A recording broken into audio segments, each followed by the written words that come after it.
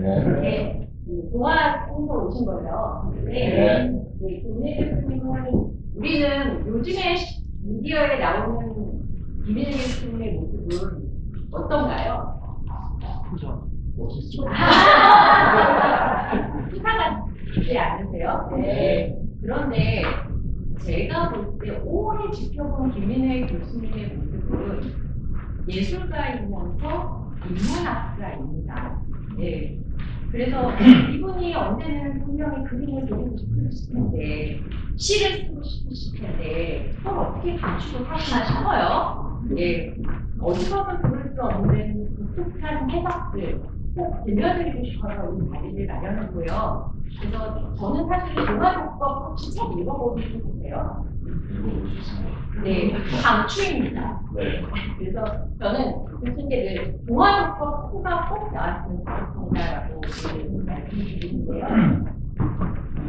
오늘 지난번에 참석하셨던 분은 신데렐라 부부가 왜 신데렐라에게 얼굴을 몽타주를 찍지 않고 구조를 찾았나, 그걸 마치 이제 하나의 화두처럼 던지셨는데요. 오늘 그 대답을 한번 찾아보시면 이거 기가 막히다. 거기에 어디서도 공개되지 않았던 영화에 대한 그 그림에 대한 이야기를 나눠보려고 합니다. 그래서 그 기존의 동아독법 거기다 더하기 영화독법 이렇게 해서 영화 동아독법 저희가 준비했습니다. 김민희 교수님 저희 박수로 모셔볼까요?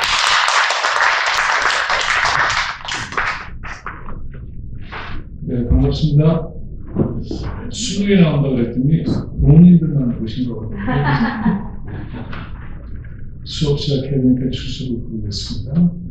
김상호, 손정화, 정지영, 강병철, 강호, 강춘모, 이런 식으로. 네, 반갑습니다. 제 얘기는 크게 나와서 두 가지예요. 그림을 보는 게 아니고 그림을 읽는다. 그러면 우리가 잘 알고 있는 민담이나 또는 동화나 전설이나 이런 것들이 도대체 어떤 걸까 하려고 하는 겁니다. 민담이나 동화는 흔히 재해석이라는 방식으로 다가가는 그런 흐름이 좀 생겼죠. 근데 저는 재해석이 아니고 이야기 속에 이미 있는데 놓치고 있는 건 없을까? 이걸 통해서 그 안에 담겨져 있는 목소리를 들어보는 겁니다. 그림은 세 가지 정도인데 여러분이 잘 알고 있는 그림들 세 가지가 있고, 하나는 저하고 이 그림에 대한 해석은 같을 필요는 없어요. 하지만 이런 그림은 이렇게 볼 수 있지 않을까? 라고 하는 거고요. 또 이 그림 이런 역사적인 사연이 있었어? 이 그림을 이렇게 보면 나한테는 의미가 생기겠네? 이런 얘기를 할 거고요. 그 다음에 이야기는 신데렐라하고, 그 다음에 이솝 우화의 이야기, 양치기소년과 늑대 이야기, 그 다음에 우주의 전설, 팽이가 달린 이야기, 이렇게 합니다.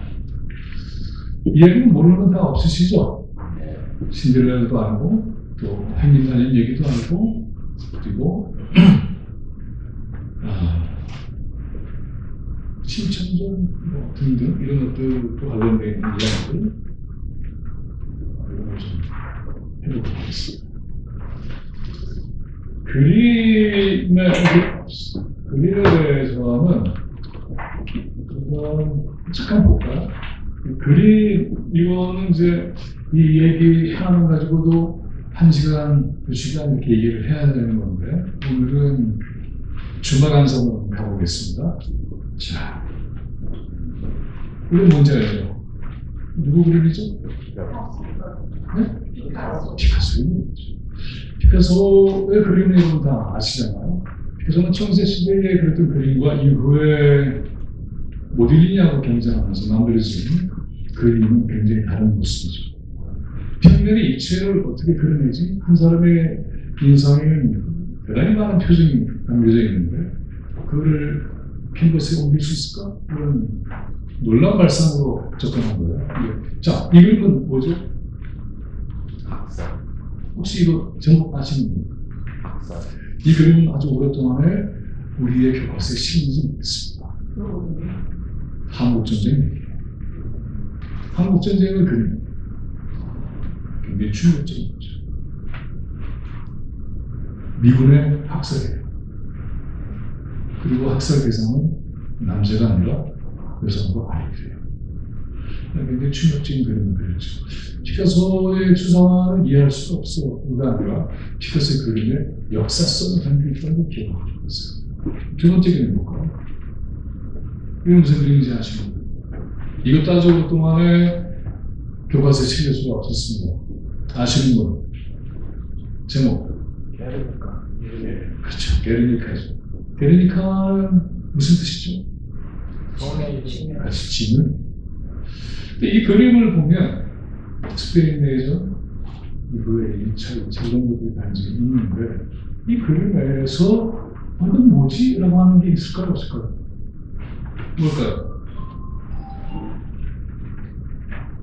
피카소의 그림에 대해서 오늘 하려고 하는 건 아니에요. 여러분들이 그림에 대한 감수성, 예민함 이런 것들이 어느 정도 있는지를 환기하는 시간이에요. 자, 어떤 그림이 보입니까?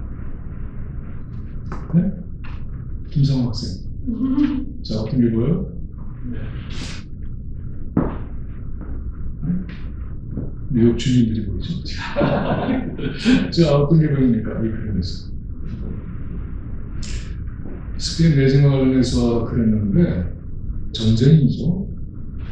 근데, 우리가 보통 생각하는 전쟁의 그림에서 쉽게 안 나오는 것이 있어요. 뭘까요?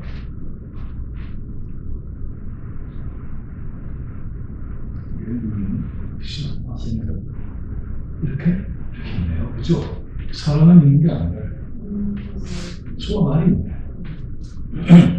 서부전선 이사업가를 혹시 읽어보신 분? 최근에 서부전선 이사업가가 레나르카 쓴 거잖아요. 개성으로 쓴.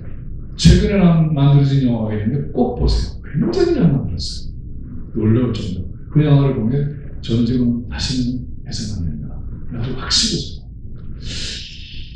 근데 그 서부전선 이사업가는 18살, 19살짜리 독일 학생들이 이제 진집을 해서 전전에 나가는 거예요.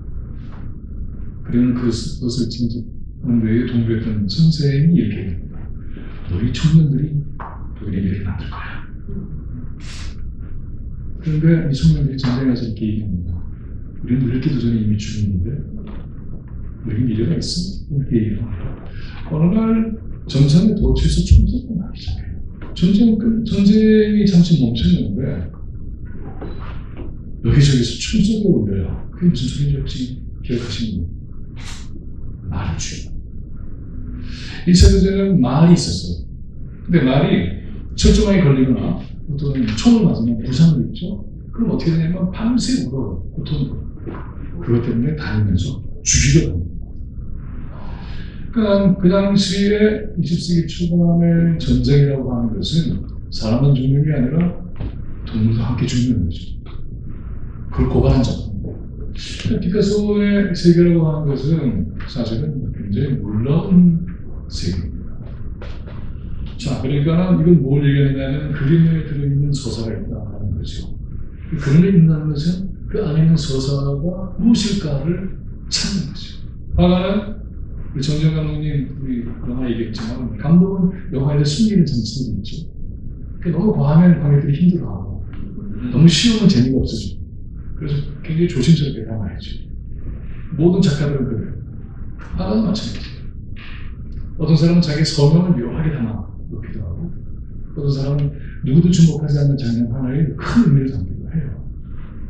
이걸 찾는 게 어떻게 보면은 생각의 단서를 찾는 것과 마찬가지죠. 생각에 대한 그때 철학에서 굉장히 유명한 말 하나가 있죠. 데카르트가 했던 말이 소유 역사의 사상세에서 중대한 충격을 주는데 다 아시죠?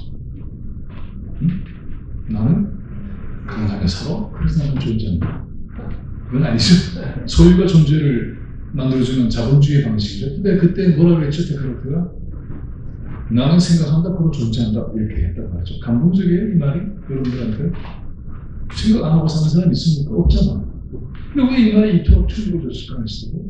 혹시 아시는 분? 그 질문하면 대답 안 나올 줄 알고 질문할 거예요. 쉽지 않죠. 왜냐하면 학교에서 그런 걸 가르친 적이 없기 때문에. 그래서 거기에 대한 질문을 한 적이 없기 때문에. 고집도 에르고 숨이라는 말을 보내는 거죠. 생각하고 인식한다. 내가 이런 거죠.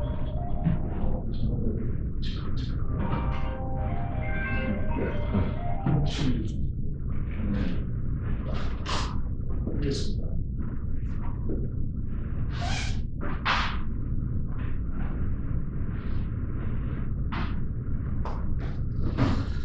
자, 그 말은 왜 이렇게 충격적이냐 하면 여기 서태지가 90년대에 나와서 노래를 부르고 그게 엄청난 인기를 얻었죠.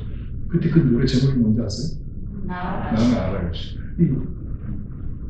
이거 서태지죠. 그 시대에는 교회가 지배했던 시대였고 사제가 지배했던 시대예요. 신이 지배했다 이렇게 흔히 중세를 얘기하는데 신이 지배한 건 아니죠. 신을 믿는 사람들이 권력을 가지고 그들이 지배하는 거죠. 중세는 그래서 교회 사제가 모든 걸 해석하고 그들이 시대를 기준했고 그런 거예요.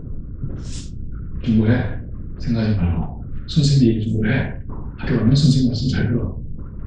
나도 안다니까. 그러는 거죠. 데카르트가 그런 거예요. 나도 안다니까. 교회 전체와 싸움. 교회가 지배하는 모든 중세 신학과 교리 전체와 온몸을 걸고 전면으로 승부하는 게 나는 생각하고 존재하는 거예요. 얼마나 엄청난 얘기예요. 그것도 사고의 주체가 나라는 거지. 그것도 물론 한계가 있어요.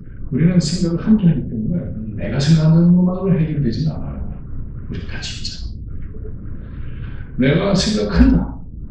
나의 존재는 교회가 규정해주는 게 아니야. 면제를 팔아먹고는 내 죄의 여부를 그들이 결정해? 왜? 이제 이게 이렇게 됐잖아요. 요새는 저들한테 뭘 하면 왜 당신이 나를 규정해? 왜 나한테 묻지도 않아? 이렇게 하잖아요. 바로! 그게 오늘의 데카르트죠.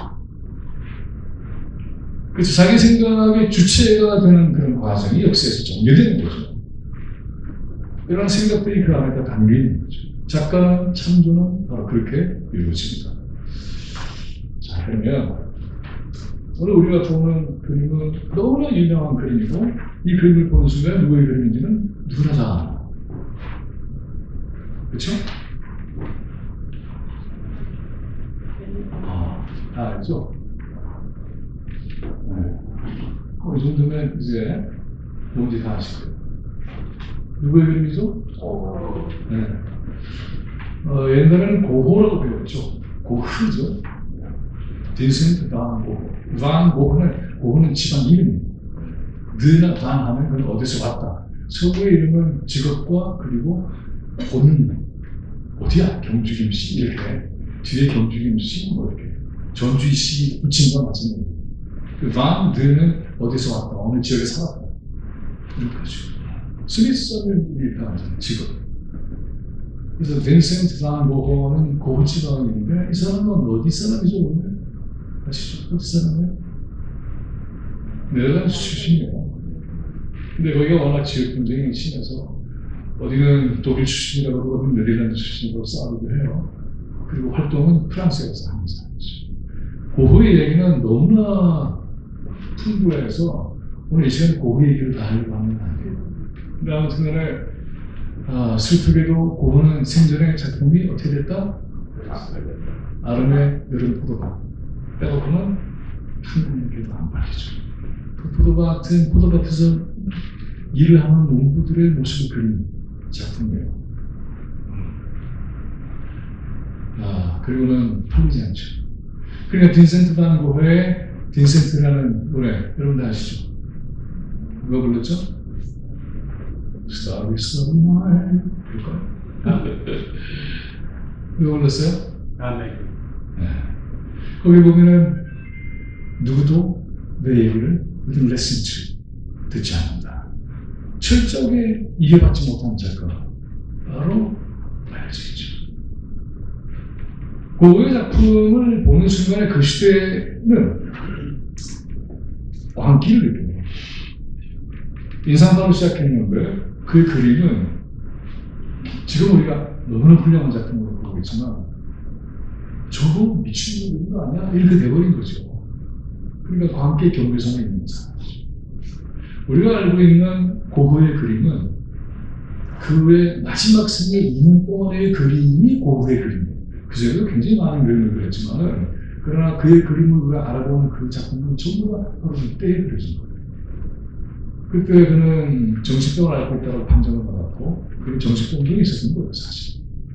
하지만 고흐는 목사가 되고자 했고 어려운 사람들을 그렇게 사랑했고 그들을 위한 곳에 곳곳에서 그래서 그 고흐의 작업 가운데 연습작이죠. 밀레의 그 석양의 그림 이런 걸 이제 연습을 그렸어요. 그가 그리고 싶었던 사람들은 원무들 감자 먹는 사람들이 굉장히 유명하잖아요. 그렇죠? 1989년에 그린 건데 굉장히 유명한 그림이죠. 그 그림하고 이후의 그림은 좀 다르죠. 하지만 그가 눈길이 갔던 곳은 그런 곳이에요. 고흐는 그런 사람입니다. 평생 괴롭혀 살았고 동생 빼오하고 이렇게 그의 사안을 이루는 동생으로부터 얻었던 사람이죠. 그래서 우리는 고흐의 작품을 보면서 일단 느끼게 되는 게 있어요. 한번 물어볼까요? 여러분들 어떻게 느낍니까? 네? 누군지 말씀해 주세요. 저한테 추석보고 있는 이유로.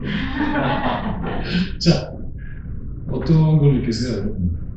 이것만 보면.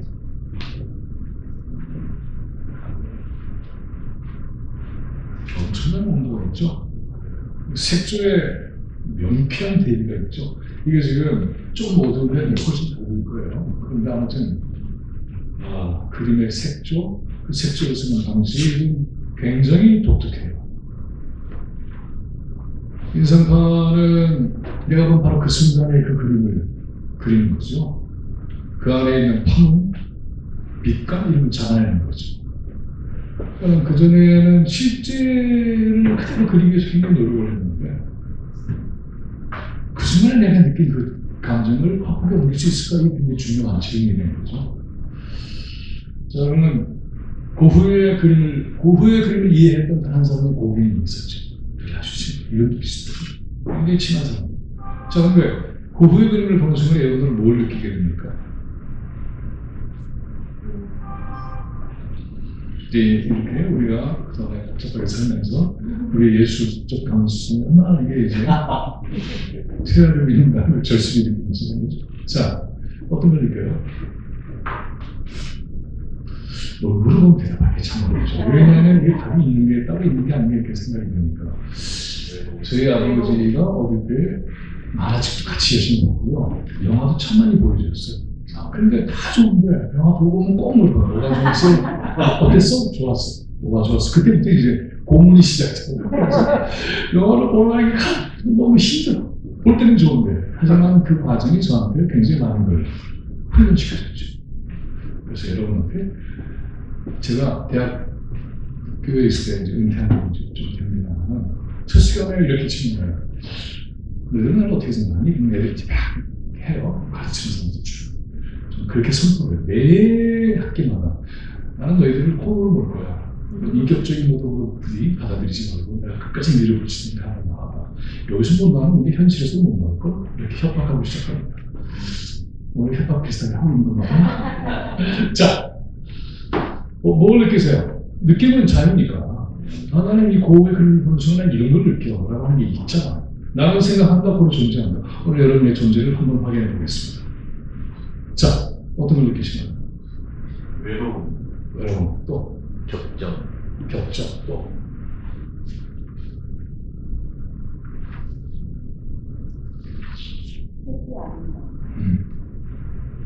자, 다 맞는 거죠? 근데 오늘 제가 이제 얘기를 다 길게는 못하고 자화상을 봐도 그렇고 이 사진이 딱 밀어나가는 거예요. 근데 아무튼 이 고흐를 보면 색을 쓰는 거나 피치나 범상치 않죠. 도대체 고흐에는 무슨 세계가 있었을까라는 질문을 해볼 필요가 있죠. 어떤 세계가 그 안에 담겨 있길래 저런 그림을 그릴까라고 하는 거죠. 정말 실제로 정말 너무 닮았잖아 이런 거 아니잖아, 그죠? 저런 풍경이 존재하고 있는 거야. 어디서 바뀌려고 그래? 그런 거죠. 요즘 같으면 또 이게 이해가 돼. 그렇죠? 포기를. 그런데 오늘은 이 그림을 갖고 얘기할 거예요. 여기가 이제 고흐의 마지막 스님은 생렌이라는 곳에 있는 생마르땡이라고 하는 11세기에 만들어진 수도원이었는데 17세기에 그게 정신병동이에요. 거기에서 살다가 이제 1년 뒤에 세상을 떠나요. 37살. 참 너무 젊은 나이죠. 고통스러웠을 거고 자기 세계를 세상은 전혀 이해하지 못하니까 그의 슬픔, 그리고 온 것들, 고통의 깊이 이런 게 이제 있는 거죠. 근데 그가 그렸던 그 방이 바로 이 방인데 이 방은 지금도 있습니다. 사진으로 남겨져 있어요. 이 방이 바로 고흐의 화실이에요. 그리고는 이 생폴 수도원에서 그렇게 지냈고 그가 그렸던 바로 이 곳은 생레니이고 이 가운데 있는 마르땡이라고 하는 수도원이에요. 여기 보면은 측백나무가 굉장히 높게 있죠. 스페인에도 이런 나무가 많아요. 스페인의 유명한 교회 건축물을 누가 만들었죠? 지금 이제 완성이 돼요. 가우디가 만들었죠. 가서 여러분 보신 분 있을 거예요. 측백나무를 그대로 놔놨어요. 그 높이에 넘겨져. 근데 오른쪽은 저렇게 돼 있고 마을이 있고 이렇게 돼 있습니다. 근데 이 그림을 그릴 때 이 난관이 하나 있어. 고흐 앞에. 어떤 거냐면 여기는 이제 노스트라다무스가 태어나서 있었던 곳이 상당히 되게 북적거리는 것이. 이 그림은 굉장히 평화롭게 그리는데 낮에 가서 본 그림을 저녁에 가서 본 그림을 낮에 그려야 돼요. 근데 지금 같은 거 어떻게 해야 되죠? 사진이라도 찍어서 흔적을 가지고 그려야 될 거 아니에요? 근데 밤에 본 그 풍경을 낮에 그리는 거예요. 이게 보통 그림이 아니죠? 흥미롭죠? 달이 태양처럼. 네. 자, 이 그림은 여러분한테 어떤 의미를 담깁니까? 이게 거창하게 얘기한 것 같지만 짧게 얘기해요. 자, 이 그림은 여러분한테 어떻게 다가와요? 이게 이제 첫 질문이에요. 이 그림은 여러분에게 재미를 선사합니까? 이 그림은 여러분에게 용기를 줍니까? 이 그림은 혹시 여러분에게 불안을 줍니까? 이 그림은 여러분을 우울하게 만듭니까? 이 그림은 여러분을 용감하게 만듭니까? 이 그림은 여러분에게 위로를 줍니까? 이 그림은 여러분에게 희망을 줍니까? 어떤 거예요? 이 그림 앞에 서 있을 때 어떤 걸 느끼게 돼요? 예전에 이종환 이문세 선생님 별이 빛나는 방송 라디오 그런 느낌이 납니다. 어떤 느낌이 그러니까? 갑자기 10대 소문이 돼서 위로와 희망과 이런 게 왜 위로와 희망이 돼요? 그냥 생각이 주는 느낌이 들었습니다. 별이 빛나는 밤이라는 제목으로 휘둘려서? 아니면 어떻게? 저는 좀 무거워요. 그렇죠. 또? 네. 정신, 갇혀있는 정신세계에 나가고 싶다는. 나오고 싶다. 또? 자, 해석은 자유니까 해석에 답은 없습니다. 저는 이렇게 읽고 따로 얘기하는 거예요. 자, 어떤 겁니까, 여러분? 여러분한테 이게 어떤 거냐고 물어보는 거잖아요. 이 그림은 사실 이런 거였어. 라고 하는 게 아니에요. 자, 뭘까요? 우주의 무한한 신비를 우주의 무한한 신비. 그런 게 느껴지죠? 어둠 속에 밝은 어둠 속에 밝은. 또, 이 그림을 그렸을 때 아까 잠깐 설명을 했지만은 고흐의 말년이었고 그 자체는 그것이 말년일지 몰랐고 그 다음에 자기는 아버지처럼 목회자라고 해서 힘들고 어려웠던 사람을 위해서 평생 살겠다고 하면 그 사람도 좌절했고 중간중간에 좌절된 이 사람이 많아요. 애충부 여행으로 살아가면서 살다가 주변에서 난리가 나요. 등등 인상과학을 어울리다가 쾌락에 빠지고 정신없이 살다가 이 고흐의 인생을 압축적으로 보면 혼란 그 자체예요.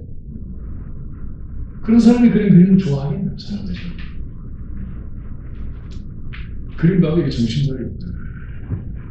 너무나 익숙해져서 괜찮은 것처럼 보이는 거지. 이 그림을 가지고 이제 학생들하고 토론을 했던 적이 있어요. 근데 어떤 한 아이가 이렇게 얘기를 해요. 저 그림 보면 좀 힘들어요. 왜 그러니? 폭풍이 몰아쳐요. 이게 저 그림을 아이들과 함께 읽는 단서가 됐어요. 폭풍이 몰아치는 거죠. 다른 애들도 그렇죠? 안 하는 거예요. 그래서 제가 이렇게 얘기합니다. 폭풍이 몰아치는 그 순간, 그게 천천한 일이었어? 폭풍이 몰아칠 때 별이 태어나. 그때 아이들이 하고 놀라기 시작해. 그래? 폭풍이 몰아칠 때 그 폭풍으로 끝나는 게 아니고 별이 태어날 거야. 한 단서가 있어. 뭘까? 그 중심에 바로 이게 있어. 사원이 있어. 그런 얘기야. 사원. 우리는 사원을 잃어버린 시대예요. 그 교회도 그렇고 저도 그렇고 뭐든지 좋습니다. 나는 자기 안에 내면에 사원이 있는 사람과 아닌 사람은 굉장히 다른 거죠. 이 혼란과 이 모든 격동의 시기를 어떻게 받아들일까? 오늘 얘기는 제 의제는 없었는데 여기 얘기했으니까는 잠깐만 설명하자면 제가 창세기 이야기라는 책을 썼는데 제가 오래전 목회도 했어요. 신학적이고 정착적입니다. 근데 성서의 첫 페이지가 창세기예요. 창세기에 나오는 것은 첫 줄이 어떻게 되어 있냐면 저한테 보세요. 어떻게 되어 있죠? 네? 태초에 하나님이 천지를 그래서 그걸 나와 있었죠. 태초의 상태가 어땠냐는 거죠. 기담과 한동과 그다음에 홍화 허마 이렇게 되어 있죠. 놀랍게도 창조는 재료가 있어요. 놀랍게 무예수이가 아니라 허무와 혼돈과 그리고 그렇죠? 아까 얘기했잖아요. 허무와 혼돈과 또 하나 정 목사님 홍어 그렇죠. 그런 것들이 근데 원래 이 글은 이 창세기 첫 줄은 히브리 백성들이 바벨론에 끌려가서 노예 생활을 했을 때에 고백했던 거예요. 그들의 삶은 매번 이랬어. 허무하고 공허하고 암담하고 캄캄한 거죠. 흑암이 있어. 허무하고 그리고 혼란이었고 근데 거기에 하나님의 영에 감싸서 빛이 피어나요. 그거와 똑같아요. 폭풍처럼 몰아치는 허무와 공허와 암담함의 세계 속에서 발견하는 빛. 이게 너를 지켜줄 거야. 이런 얘기가 되는 거죠. 같아요. 그런데 제가 이걸 하고 난 다음에 그 이후에 제가 참 재밌는 걸 발견했어요. 허블 망원경 알죠? 그걸 찍은 우주가 이래요. 똑같아요. 별이 태어나는 순간들을 잡는 거예요.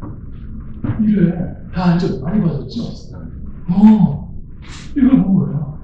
놀랍지만 도대체 그는 어떤 세계 속에 살았길래 저걸 알아봤을까? 폭풍처럼 몰아치는 그 우주의 비밀을 어떻게 알아차렸을까? 근데 우리한테도 있어. 이게 같죠? 이렇게. 태국도 그래요. 여기 보면 태극기 적게 돼 있잖아요. 근데 이거는 직면생 가정으로 썼을 때 이런 내년한 선교사한테 고정이 대안을 준 거예요. 근데 태극이 어떻게 돼 있죠? 우리는 보통 태극은 이렇게 해서 안정된 정체로 음과 양이 이렇게 되어 있는 것처럼 있죠. 아니에요. 원래 그것은 이태계의 성악 이런 보면은 저렇게 돼 있어요. 시계 보면은 그걸 받아서 쓴 게 이율공의 성악 집도예요. 저 맨 위가 음양을 그린 거예요. 원 있죠? 까맣고 하얗고 음양의 조화로 치열한 운동 속에서 만들어지는 게 태극이에요. 우주의 중심을 얘기하는 거죠. 음양이고 그래서 여기 보면은 이쪽은 양이고 이쪽은 음이에요. 이것도 음이고 양이고 음에서 시작하고 양으로 바뀌었다가 음으로 이게 전체 음이에요. 원래 8개였죠. 근데 이걸 보면 빨간 거하고 파란 거가 뒤바뀌어 있죠. 그러니까 원래 고정된 건 아니에요. 왜냐면 이게 팽팽히 도는 거니까. 그게 태극기는 그래서 나중에 그 태극이 고정되어 있는 안정된 형태가 아니라 팽팽히 도는 우주의 긴장과 격동을 보여주는 거예요. 원래 음악의 조합이 그런 거 아니에요. 시원하게. 그래서 저는 놀라운 게 반쪽을 딱 해서 서로가 양보는 자리를 하는 게 아니라 서로에게 자기 자리를 내주면서 운동을 해요. 기가 막힌 거죠. 오늘 태국의 우주의 성공, 이렇게 말하자면 아까 정확하게 우주의 기운 성공 이렇게 얘기했잖아요. 그런 걸 받아안는 전기불이 없던 시대에는 별을 볼 수가 있었죠. 그렇죠? 우리 서울에서 그냥 하늘에서 별을 봤잖아요. 지금 볼 수 없죠. 우주와 바로 맞닿는 그런 세계에 자기를 열었던 한 사람이에요. 그 사람은 폭풍 같은 시대를 거쳤는데, 폭풍 같은 시대를 거쳤던 그의 가슴에 별들이 태어나서 우리한테 이를 보여주는 거죠. 그래서 아이들은 그렇게 고백합니다. 이 그림을 볼 때마다, 힘들 때마다 저희가 이 그림을 보겠습니다. 그는 자기 안에 별들이 태어날 걸 자기가 지금 기대하게 된대요. 이 그림은 그래서 그렇게 힘든 폭풍의 세월을 지나가고 있다는 것 엄청나게 놀라운 위로와 행복이 될 수 있다 없다? 될 수 있죠. 두 번째 그림 보겠습니다. 얘기가 나오니까 이 그림을 보신 분 혹시 있으세요? 이 그림은 아는 사람은 아는 그림이 잘 모르는 그림이에요. 메두사의 뗏목이라는 그림이에요. 이 그림을 그린 사람은 디오도르 제리코예요. 제리코. 키스라는 작품 남겨놨고요. 자화상. 이런 거는 단두에 잡은 목이에요. 참 아시죠? 네. 그러나 저렇게 환희의 순간도 잡아내지만 이런 것도 그려냈고 이런 것도 그려냈어요. 이 메두사의 뗏목이라는 이 작품은 어떤 때 그려지는 거냐면 1912년경인데 1891년 이후에 프랑스 혁명은 반동의 시기로 들어갑니다. 프랑스 혁명은 한 100년이 걸려요. 근데 제리코가 이 그림을 그렸던 이 시기는 프랑스 혁명이 반동 복구의 시대로 들어가서 그래서 어떤 일이 벌어지느냐 하면은 무너졌다고 생각했던 특권 귀족들이 다시 권세를 잡기 시작합니다. 그리고는 지rom드파라든가 이런 평등파라든가 하고의 치열한 혁명적 싸움과 긴장과 내전 상태가 벌어지는 프랑스 혁명 이후에 프랑스 민중들은 이제는 새로운 시대가 왔다고 확신을 했고 그 다음에 특권 계급의 시대는 무너졌다고 생각을 했는데 이거 뒤집어 버리는 거죠. 감당이 안 되는 거죠. 어떻게 해야 되지? 이럴 때의 그림이에요. 근데 이 그림은 어떤 신화 사건과 연결되어 있어요. 그 뭐냐면 메두사라는 배가 있었는데 여기에 400명 정도가 탄 거예요. 그럼 타이타닉호 영화 다 보셨죠? 그 보면은 어떻게 되어 있습니까? 2등, 3등 딱 정확하게 계급적으로 나눠져 있잖아요. 네. 배 그렇게 되어 있죠. 그런 탈출을 누구부터 시키지? 이런 문제가 나오잖아요. 근데 바로 이 메두사가 난파선대요. 난파선되면서 이 메두사의 자매를 가지고 뗏목을 만들어서 그래서 140몇 명이 살아납니다. 나머지는 파선할 때 침으로서 죽고 살아남은 생존자가 한 150명도 돼요. 근데 이 150명 정도, 그 배가 구출돼서 구출보트가 있고 해서 살아남은 사람들이 있는데 남아있는 사람들은 어떤 사람들이냐면은 노동자, 노예 같은 사람들, 하급 사원들이에요. 이 사람들이 여기 있는 사람들. 망망대해를 떠돌아다니거든요.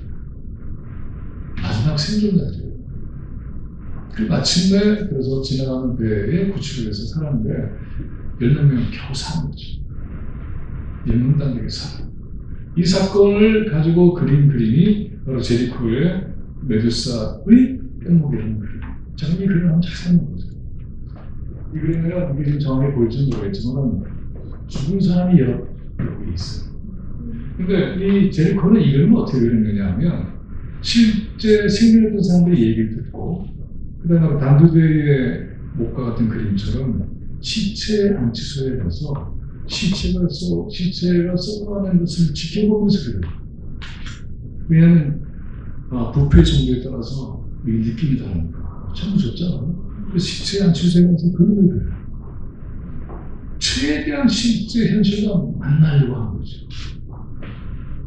그래서 완성된 이 작품이 바로 메두사의 뺨물이라는 작품입니다. 굉장히 유명한 작품이에요. 제리코에. 자, 그러면 이 작품은 도대체 뭘 의미하느냐 하는 거죠. 혁명을 했는데 현실은 안 바뀐 거예요. 특권 계급들은 살아나고 나머지는 파편이 돼요.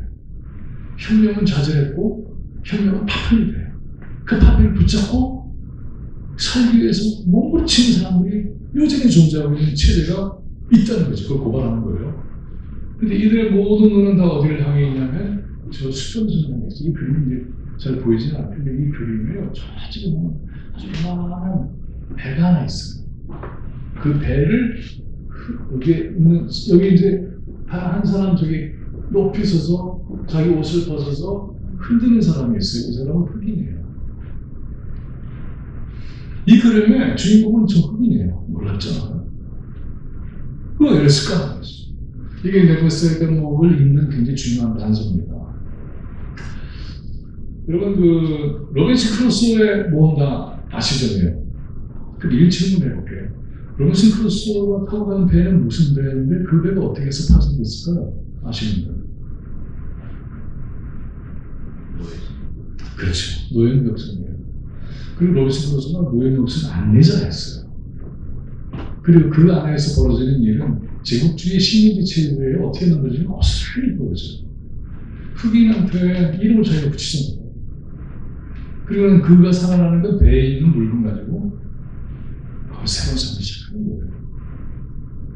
아프리카, 남미, 이어 해안선을 따라서 움직이는 요새 세우타 되게 유명하죠. 세우타, 스페인. 세우타에서 나중에는 스페인을 건너가는 사람들이 세우타가 어떤 곳이냐면 지금 스페인에 따르겠지만 1415년에 포르투갈이 세우타를 점령합니다. 거기를 근거로 해서 그래서 서아프리카 연안의 노예 무역을 하게 하는 결정적인 거점이 돼요. 나중에 스페인과의 통일전쟁에서 포르투갈이 지니까 1600년대에 넘겨주는 거지만 세우타는 그런 곳이에요. 그래서 그걸 그대로 돌려받고 있는 거죠, 사실은. 그래서 세우타의 그런 것처럼 세네갈을 가다가 이 사건이 벌어지는 거거든요. 그러니까 이 흑인 노예는 이 혁명 전체에서 보면 가장 밑바닥이에요. 이게 이 1800 중엽에 가서야 노예 무역이 금지가 됩니다. 그러니까 프랑스 혁명을 해도 부르자 혁명을 해도 사실은 인종주의, 제국주의는 그 안에 이미 담겨져 있는 거예요. 그런데 제리코는 그걸 고발해요. 그리고는 그 죽어가는 모든 사람들 가운데 끝까지 희망을 놓지 않는 단 한 사람이 바로 흑인 노예 청년이에요. 그렇잖아요. 프랑스 혁명이 무너지고 남동의 시대가 왔고 혁명 파편이 되고 희망은 좌절되고 그냥 배를 탔다면 수평선은 그냥 아름다운 것이잖아요. 평화를 의미하는 것인데요. 그게 아닌 그 현실에서 끝까지 온 기도를 다해서 희망의 근거를 찾으려고 하는 그런 거죠. 해도도 없어요. 그럼 이 뗏목은 어떻게 가야 되지? 그런 거죠. 이 메두사의 뗏목은 그래서 무너진 혁명 속에서 새로운 길을 어떻게 찾지라는 질문을 던지는 그림이에요. 얘기를 길게 할 수는 없는데 제가 이 얘기로 마무리 지을게요. 저는 이 그림을 볼 때마다 어떤 생각을 하게 하냐면 그래, 시대 속에서 혁명이 좌절하고 시대가 희망을 잃었다고 했어요. 그러면 그 뗏목은 정책식으로 하거나 해도도 없는데 남은 건 뭐지? 우리 자신이 해줄 수밖에 없다. 라는 거죠. 제가 나중에 얘기하겠지만 2012년에 제1차 촛불운동이 일어나서 박근혜를 내쫓잖아요. 그 다음에 어떻게 됐죠? 윤석열이 들어섰잖아요. 우리 기가 막혀요. 해방된 다음에 7일 가잖아. 5일이 지난 다음에 4일을 했는데 5일이 들어와. 그 다음에 촛불전을 세웠는데 윤석열이 들었어. 이번에 안거리라는 법 없잖아요. 그렇죠? 정신 차려야 되겠죠. 근데 2010년에 촛불에서 저희가 배운 게 있어요. 그게 뭐냐면, 지금 우리 촛불이 4년을, 5년을 해가고 있는데, 그때 16년도에 촛불 들고, 정부가 세금이 집에다 흩어졌어. 그 순간에 나가기 시작한 거죠. 촛불을 내리지 마자. 그렇게 원했어요. 그리고 이렇게 얘기합니다. 2016년의 촛불과 2022년의 촛불 차이는 뭘까? 여러 가지가 있어요. 제가 얘기합니다. 우리에게 주권자 뭉쳤다. 그의 결정적처리다. 집에 안 갔다. 이렇게 모인다. 그래서 200처럼 넣었습니다. 어렵잖아요. 우리라고 하는 것이 자기 주체를 정확하게 잡으면 그 자신이 해도가 되는 거죠. 메두사를 떼먹으려 했던 제리코의 마음에는 부자행령도 파손났고 그들이 반동에서 깨졌고 그 결국 살릴 사람은 누구지? 그 사람이 바닥에 사람. 끝까지 희망을 못 시작하는데 그때 이 해도 완성된다. 이거를 우리가 다는 거예요. 자, 그럼 얘기로 들어갈게요. 이제 소고속으로 할 거니까 원래 이제 얘기들이 사실은 그래도 있지만 하나의 얘기 가지고 한 명에서 해야 되지만 아무도 그렇게 할 수는 없고요. 자, 해봅시다. 얘기는 다 알죠? 양치성은 그때 얘기 다 아시죠? 네. 정말 다 알아요? 일단 이건 무슨 얘기죠? 무슨 얘기입니까? 어떤 얘기죠? 거짓말을 마라. 그럼 제가 물어볼게요. 이 얘기를 듣고 언제나 거짓말을 할 때마다 이 얘기가 생각이 나서 긴장하면서 거짓말 못하겠다는 사람 없죠? 그럼 그런 차원에서 이 얘기는 실패합니다. 이 얘기를 우리한테 남겨준 사람은 이석이라는 사람이죠. 이석은 어떤 사람이죠? 고대 그리스의 노예 출신 자유인 거죠. 이 사람이 노예였다는 사실은 굉장히 중요한 거다. 우화는 어떤 의미를 가지고 있는 거죠?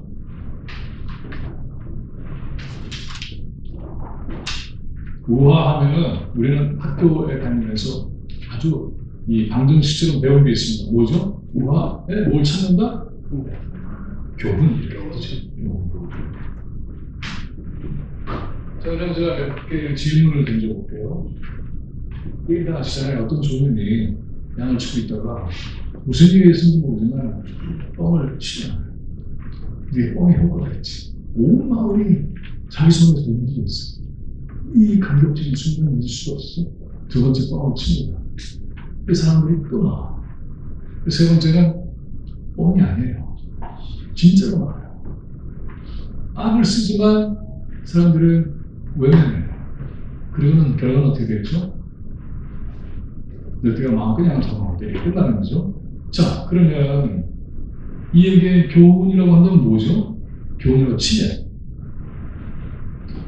거짓말이 약간은 두 번까지 뭐 그런 거예요? 자, 뭐죠? 이 얘기는 도대체가 이 얘기가 어떻게 주로상징 이때까지 살아남았을까?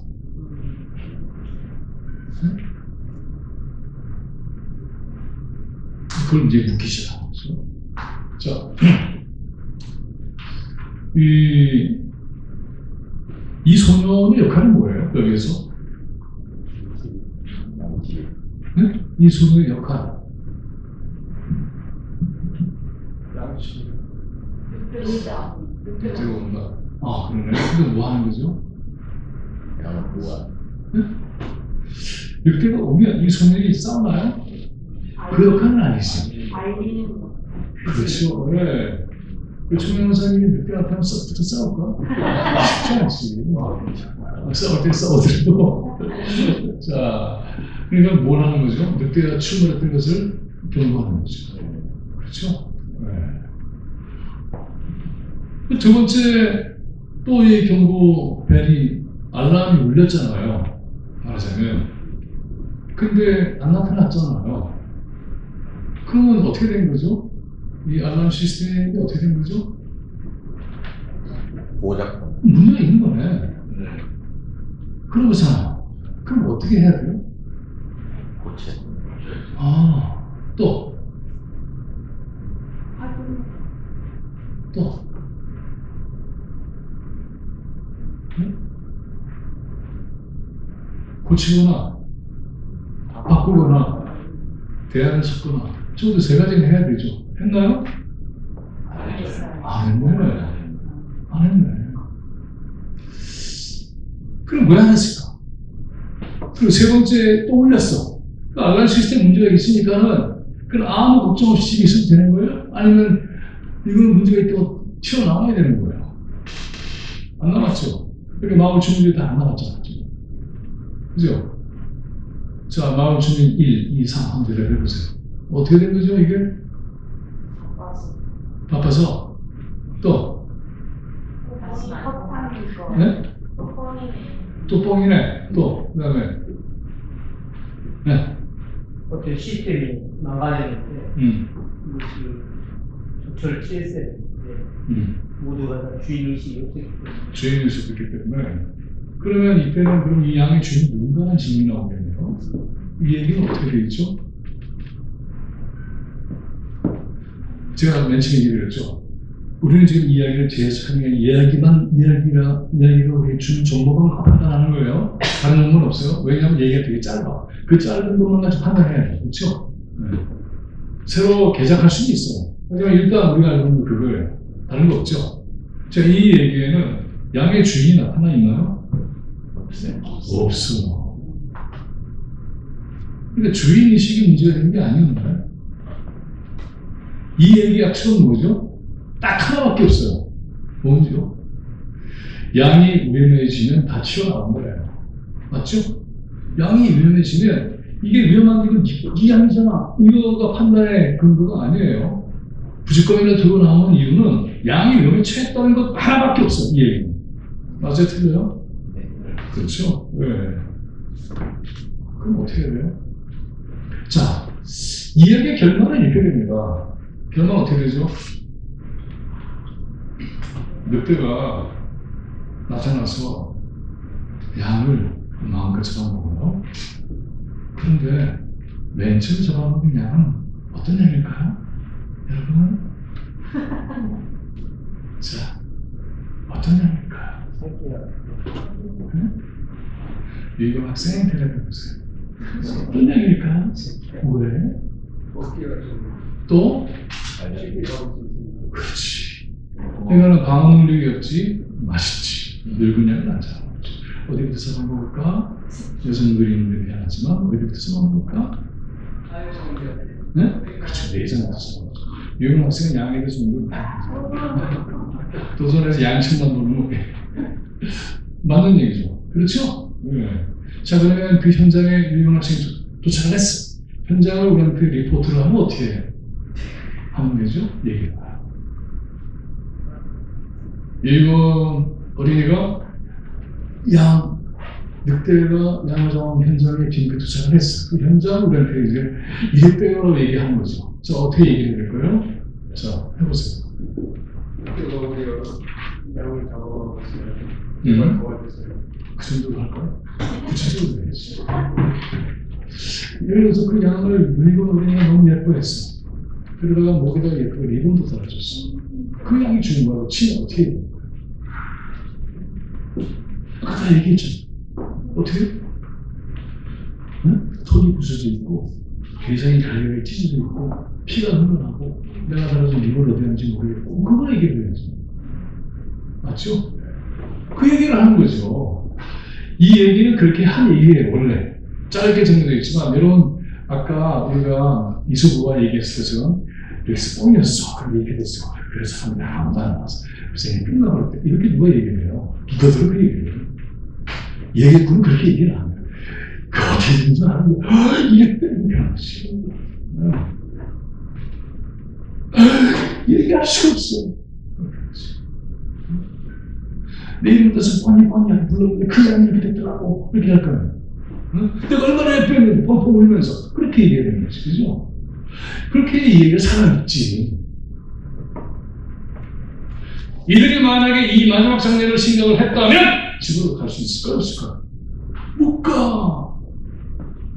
절대로 못 가요. 그쵸? 뭘 생각해야 돼? 근데 이 얘기가 오랫동안에 애만 잡았어. 그죠? 소년만 잡았잖아요. 저 어딜 거 잡아냐고 난리가 난 거야. 그럼 그 마을의 책임 어디로 갔어? 그죠? 마을의 책임이 없어요? 마을에 약속을 했는데 그 양이 위험해지면 함께 나가낸다! 이게 약속이잖아. 약속 깼잖아. 그 거짓말함으로 긴장을 해서 그럼 이걸 막지 못하면은 그 꼴이 날 텐데 그럼 어떻게 해야 되지? 고치거나 바꾸거나 대안을 줬거나 그렇게 될 거 아니에요. 자, 이런 사건이 생겼어. 이런 너무나 많이 경험하는 사건이에요. 이 얘기를 들었던 고대 그리스 사람들. 자, 이렇게 됐어? 그럼 어떻게 해야 돼? 이 얘기를 듣고 있는 사람들은 그 말도 안 되잖아. 그럼 가만히 있었다고? 이렇게 할까? 어떻게 할까요? 야, 그럼 이렇게 얘기를 해야지. 라는 토론으로 들어갈 거예요. 그거 하라고 한 거야. 교훈이 아니라 질문을 던지는 거죠. 이런 사건이 있었어. 어떻게 할 거야? 가만히 있을 거야? 두 번 속았어. 그러면 그때 확인했어야지. 두 번째가 이 문제를 풀 수 있는 조례의 기회인데 그걸 다 어떻게 했나? 다 날려버렸잖아. 이 얘기 아니에요? 시스템에 문제가 있다는 걸 확인하게 되면 두 번째 확인을 확실하게 했어요. 그렇죠? 그럼 어떻게 해야 돼? 그때 행동의 순간이지. 내치고 갔어. 그리고 약속이 깨졌어. 그러면 어떻게 돼요? 양들은 멀리 노출되고 다 했어. 그 누구 책임이에요? 엄청난 정치적 폭발을 갖고 있는 얘기예요. 이 얘기를 만약 유신 때 제가 이거 하고 돌아가야 했으면 큰일 났죠. 유신 때 어떤 법이 있었죠? 네? 헌법에 개짜만 기업자만 끌려가게 돼 있었잖아요. 너 시스템 문제에 엄청 받고 대한 사회주의야? 죽을래? 이렇게 되는 거지. 그런 정책 긴장이 담겨져 있는 얘기를 아예 거짓말로 순치시켜서 이렇게 말아먹는 거죠. 얼마나 말도 안 돼요. 예수님과는 철저히 정치적 함의가 들어있어요. 오늘 얘기 안 하지만 이런 거 있잖아요, 여러분. 사자하고 당나귀하고 그 다음에 여우하고 사냥을 했어. 알죠? 그래서 사냥물을 가지고 왔어. 그 어떻게 하죠? 사자가 나와봐. 그랬더니 당나귀가 나와. 공평하게 나왔죠. 그러다 사람한테 죽은 거야. 그걸 본 여우가 어떻게 했을까요? 어떻게 하죠? 자기는 만큼 나머지는 전부 사자입니다. 이걸 영어로 lion's share라고 해요. 사자의 뭐. lion's share가 그게 나와요. 사자가 혼자 독점하는 이 시스템. 그럼 이 얘기는 뭐지? 경험도 생각하면 뭐가 되죠? 그러니까 알아서 기나고 당나귀처럼 인생 끝내지 말고 요즘 살아야지. 이렇게 되는 거죠. 그래요? 우리는 역할의 기준과 그 역할의 가치를 여기서 알 수는 없어요. 함께 했다는 거지. 그렇죠? 그럼 함께 있으면 함께 나누는 게 맞는 거잖아요. 노동자들이 그래서 얼마나 많이 당합니까? 뭐? 이익을 같이 해서 공평하게 분배하자고 죽여. 노동자들이 얼마나 탄압을 받는 거야. 그리스의 고대 사회잖아. 그 노예들이 얼마나 치욕을 당했어. 그 현실을 얘기한다면 그거 어떻게 되는 거죠? 그거 어떻게 해야 돼? 그 여우처럼 살아라고? 여우는 당나귀하고 여우는 동술망론하고 어떤 상징의 비유로 되어 있느냐 하면 당나귀는 일을 치도하고 바보처럼 살다가 인생이 끝나는 존재를 당나귀로 키워내요. 여우는 교활하지만 사냥감이에요. 모든 비추기 때 여우 사냥이라고 했잖아요. 그러니까 여우로 너네 인생을 살 거야? 권력자한테 언제나 사냥당하고 짓밟힐 거야? 아니면 어떻게 할 거야? 이 질문을 던지고 있다고 한다면 이 얘기는 어떻게 할 거예요? 당나귀처럼 사는 게 지혜롭지. 일까?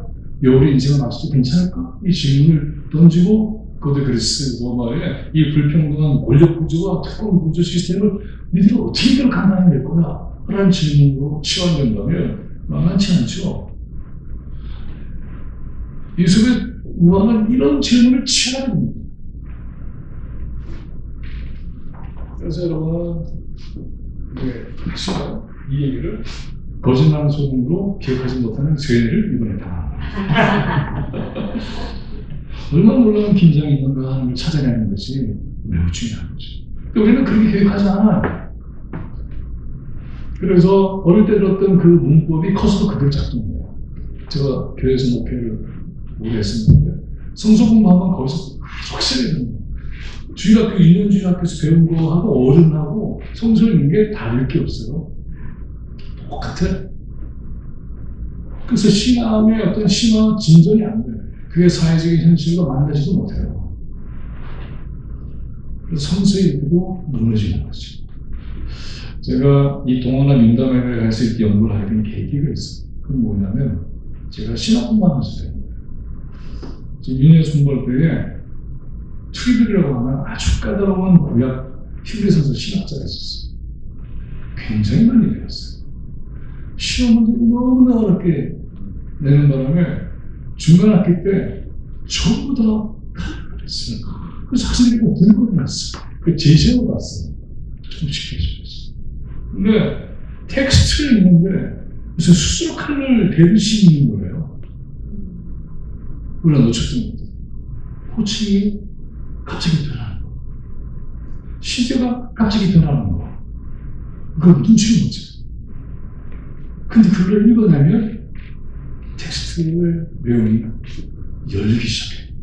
그래서 성서는 친절하지 않아요. 그 짧은 얘기예요, 그냥. 그 얘기를 제대로 읽는 건 쉽지 않아요. 그런데 그 훈련이 바로 이 이야기예요. 왜냐하면 예수님이 했던 게 그 성서를, 그 당시의 성서는 히브리 성서밖에 없으니까 구약이죠. 그걸 가지고 얘기한 게 아니라 그거를 두고 얘기한 건 성서에도 몇 번 안 나와요. 회당에 가서 읽고 이사야 읽고 이렇게 생각하는 거죠. 근데 얘기는 처음부터 어떤 데는 일상의 얘기예요. 어부가 어떻게 했는데, 농부가 어떻게 했는데, 진주장사가 어떻게 했는데, 어떤 여자가 15대 가지고 온 이 장신구를 하나 잃어버렸는데, 양을 한 마리 잃어버렸는데, 뭐 이런 얘기예요. 그러니까 이거는 기본적으로 어떤 거냐면 우리가 살아가는 일상이 하나님 나라의 얘기가 된다는 것이죠. 내 일상은 저들 지도자, 뻥뚱거리는 자들이 하찮게 보지만 그 안에 있는 하나님 나라의 비밀을 발견하는 나의 삶에 조용하게 보험되는 엄청난 거죠. 그리고 얘기 방식은 질문, 그 성찰이 하는 거죠. 그러니까 저들은 뭐 아무리 얘기해도 못 알아듣는 거예요. 이미 도식화된 교리가 있으니까. 근데 이거는 사람의 역동성을 가지고 자기의 스토리를 읽어내는 거죠. 발견하는 거죠. 그 힘을 가지고 이걸 읽기 시작했어요. 그래서 굉장히 많은 걸 발견해요. 그러니까 이것만이 답이라고 얘기하는 건 아니에요. 그 미처 못 봤던 걸 보게 됐다는 거죠. 이 힘은 일상에서는 이런 힘으로 바뀝니다. 상대 얘기를 주의 깊게 들을 수 있어요. 함부로 단정하지 않아요. 아, 이런 차이도 있을 수 있는데 이건 이렇지 않을까? 얘기가 굉장히 달라지죠. 안 그러면 너 그랬잖아 이렇게 바로 단정하죠. 너는 이래서 문제야 이렇게 되는 거죠. 근데 이렇게 얘기를 듣기 시작하면 이럴 수도 있잖아. 저건 저렇게 생긴 고통의 소리지 않아? 고통의 소리를 성품이 나쁜 걸로 받아들이면 안 하잖아. 예를 들자. 전혀 다른 문제입니다. 그래서 이야기를 듣고 생각하는 것이 섬세해지는 거죠. 그리고 우리가 미처 못 봤던 세계를 보게 되는 거죠. 우리는 절대로 다른 사람 얘기를 알 수가 없어요. 그냥 알 것 같다는 정도지. 그 안으로 깊이 들어가는 건 많은 과정이 필요해요. 세월도 필요하고. 그래서 이게 그래 간단치 않습니다. 아까 밥을 먹으면서 이게 생각보다 시간을 제가 빠르게 쓰고 있습니다. 전 하나 첨언하자면 정재면은 저녁을 먹다가 널레스 컬럼스 제 영화 제목이 기억이 안 나는데 그 영화는 어떻게 시작하느냐 하면 한 그 집에 가진 주부가 부엌에 들어가서 긴박한 음악이 흐르고 부엌에 들어가서 뭐 칼도 찾고 뭐 막 찾아요. 그럼 어떤 느낌이 드냐면 부엌에서 무슨 음식을 장만하기 위해서 하는 게 아니잖아요. 흉기를 찾는 느낌을 영화에서 받아요. 칼을 꺼냈다가 작은 칼 꺼냈다가 큰 칼 꺼냈다가 하다가 그러다가 밀가루 밀대를 꺼내요. 그리고서는 2층 집에 계단에서 떨어져 굴러떨어진 어떤 늙은 여자, 휠체어에 앉아있는 여자가 킬리해요. 그래서 그 여자를 굉장히 긴장하다가 내리치는 순간에 띵동 하는데 문이 열려 있어서 우측으로 돌아서 그 장면을 봐요. 그 여인은 그래서 살인의 수저로 잡혀요. 그리고 이 주인책 여자는 그래고선 죽어요. 결국에는 이걸로 죽는 게 아니라 굴러떨어서 죽는 거죠. 근데 또 봤더니 주인책 여자가 유서를 남겨놨는데 전 재산을 여자한테 준다는 거예요. 그러니까 현장도 있지, 흉기, 증거물도 있지, 동기도 가능하잖아요. 그렇죠? 동기도 있어. 동기도 있으면 왜 안 되냐? 동기만 현장도 있어, 목격자도 있어, 흉기도 있어, 물증도 있어. 또 뭐 빠져나간 것도 있죠. 근데 그걸 사건을 접하게 한 변호사가 이 딸이 있는데 이 가정주부의 엄마가 가정부의 엄마인데 그 딸이 현장에 와서 얘기가 시작된 것이죠. 그러니까 그 엄마하고 딸은 사이가 안 좋아서 헤어져 있다가 이 사건을 온 거예요. 근데 알고 봤더니 어떻게 되느냐면 젊을 때 이 죽은 여인은 재산이 많고 예쁘고 사교의 여왕이에요. 그리고 이 집에 이제 가정부를 두는데 하인으로 두는 거죠. 성격이 너무 나빠가지고 그래서 왔다가 다 그냥 가. 근데 소리가 잘 안 들려요? 근데 이 엄마만 붙어 있는 거예요. 왜냐하면 애를 길러야 되니까. 그래서 그 집에서 애를 길러요. 애를 기르는데 그 엄마가 그렇게 하는 게 자기 엄마가 그렇게 학대받고 밀려가는 게 싫어서 엄마는 다른 집에서 떠나요. 그리고 따로 살고 거예요. 세월이 지나서 그 엄마도 나와요. 나왔다가 세월이 지나서 이 여자가 늙고 병들어요. 아무도 돌봐줄 사람이 없어. 사교계는 없는 거지. 그리고 휠체어 신자가 돼요. 그래서 사람들을 구하지만 또 안 돼. 그런데 결국에는 이 엄마가 가서 일을 해요. 놀라운 거는 그렇게 사이가 안 좋았는데 그게 일종의 자매애 같은 관계가 생기기 시작해요. 이 여자가 무슨 일을 겪었는지, 그 젊을 때 어떤 일을 겪었는지 그런 사연으로 서로 주고받으면서 자매처럼 지내져요. 아무도 몰라. 사람들은 학대를 받았지, 그리고 쫓겨나기도 했지, 밀멸당했지, 근데 알고 봤더니 재산이 있지, 현장은 있지, 벗어날 수가 없지. 근데 이 엄마는 늘 긴장하는 게 있어요. 좌절한 이 주인은 기회만 있으면 죽으려고 해요. 휠체어 2층에서 있는데 밀고서 계단으로 떨어지면 안 되잖아요. 근데 어느 날 사단이 나는 거예요. 그래서 계단으로 떨어져서 목이 부러져서 죽기 직전이에요.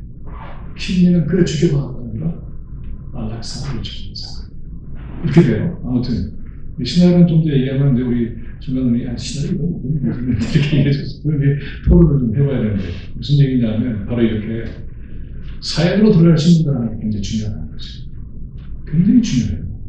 그래서 그렇지 않은 사건에 대한 이해를 할 것인가가 우리한테 이런 민당, 동화를 읽게 하는 힘이죠. 다시 결론적으로 내려가면은 그 이석에 있어서 양식의 늑대 얘기에서 가장 중요한 것은 뭐였냐면 희생당하는 이들의 자리에 설 수 있겠는가 하는 그 질문이 그 안에 있어요. 거짓말보다 더 중요한 건 그거였죠. 그래야 인재를 풀죠. 그래야 배려를 하지.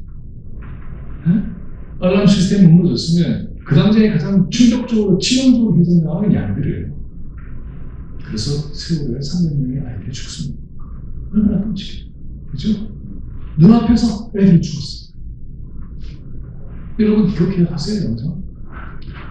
친구라면 아이들은 창문에 가까이 있는 애들은 창문으로 다 보여요. 이 각도가 안 되잖아요. 그래서 아이들이 막 두들기 있어요. 두 가지죠. 앞에 구조가 있는가? 난 생존에 있다. 이 사이즈.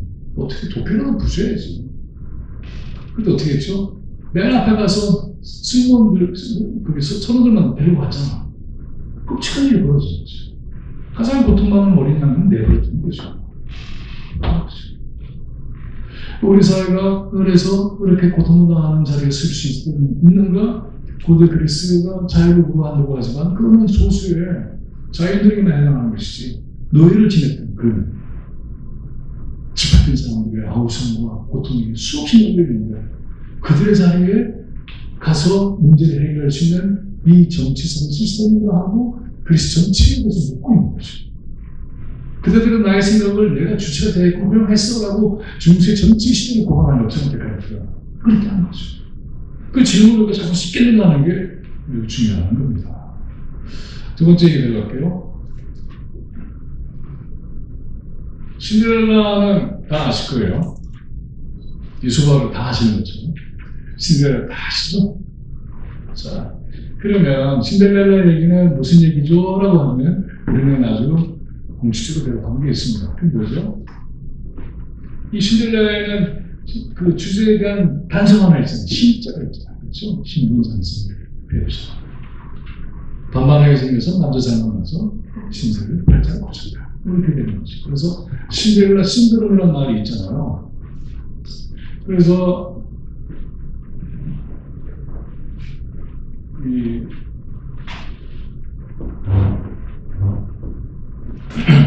달동네의 길을 그리는 드라마는 이제는 안 통하죠. 그 드라마는 전부 들었잖아요. 그죠? 재벌 2세, 3세. 남자들이 이제 그렇게 설정을 해요. 이 신데렐라 시스템이 가동이 돼서 시청률이 올라가잖아요. 변함없는 그런 시청률 작전이 된 거죠.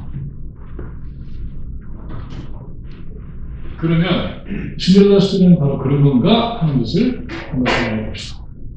신데렐라는 무슨 뜻입니까?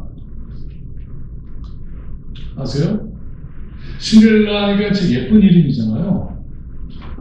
근데 신데렐라의 원래 뜻이 뭔지 혹시 아시는 분이요? 그렇죠.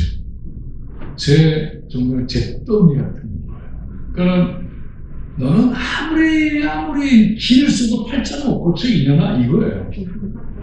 신데렐라는 기가 막힌 이름이죠. 이름부터 저주받은 인생으로 규정됐어. 우리가 이런 걸로 되어 있으니까 신데렐라처럼 되어 있지만 원래 원판의 그림들을 보면 이게 참 만만치 않아요. 월트 디즈니가 저걸 이제 다르게 만든 거죠. 생다리에라고 하는 불어가 있는데 그 생다리가 잿더미 있는 뜻이에요. 생다렐라, 신데렐라, 잿더미, 제 모든 인생이 파산하고 그래서 복구할 수 없는. 기독교 전통에 돼 있어요. 제 수요라고 돼 있어요. 고대 이스라엘이 마침 무너졌을 때 이는 나의 죄 하십니다. 죄를 기도에 받아서 기도하는 제 수요. 이 죄가 하나의 모티브로 작용하죠.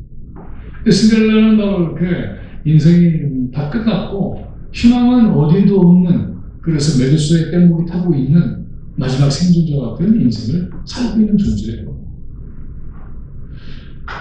엄마가 가장 소중한 엄마가 세상에 이제 없게 된 거잖아요. 새엄마가 하잖아요.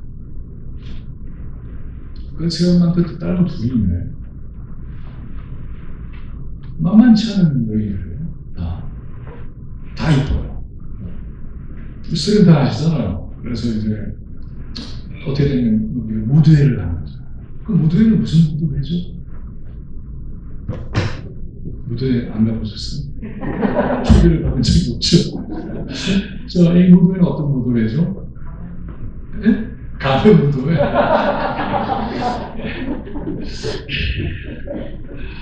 네.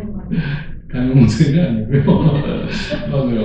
왕자비를 간택하는 무드회예요.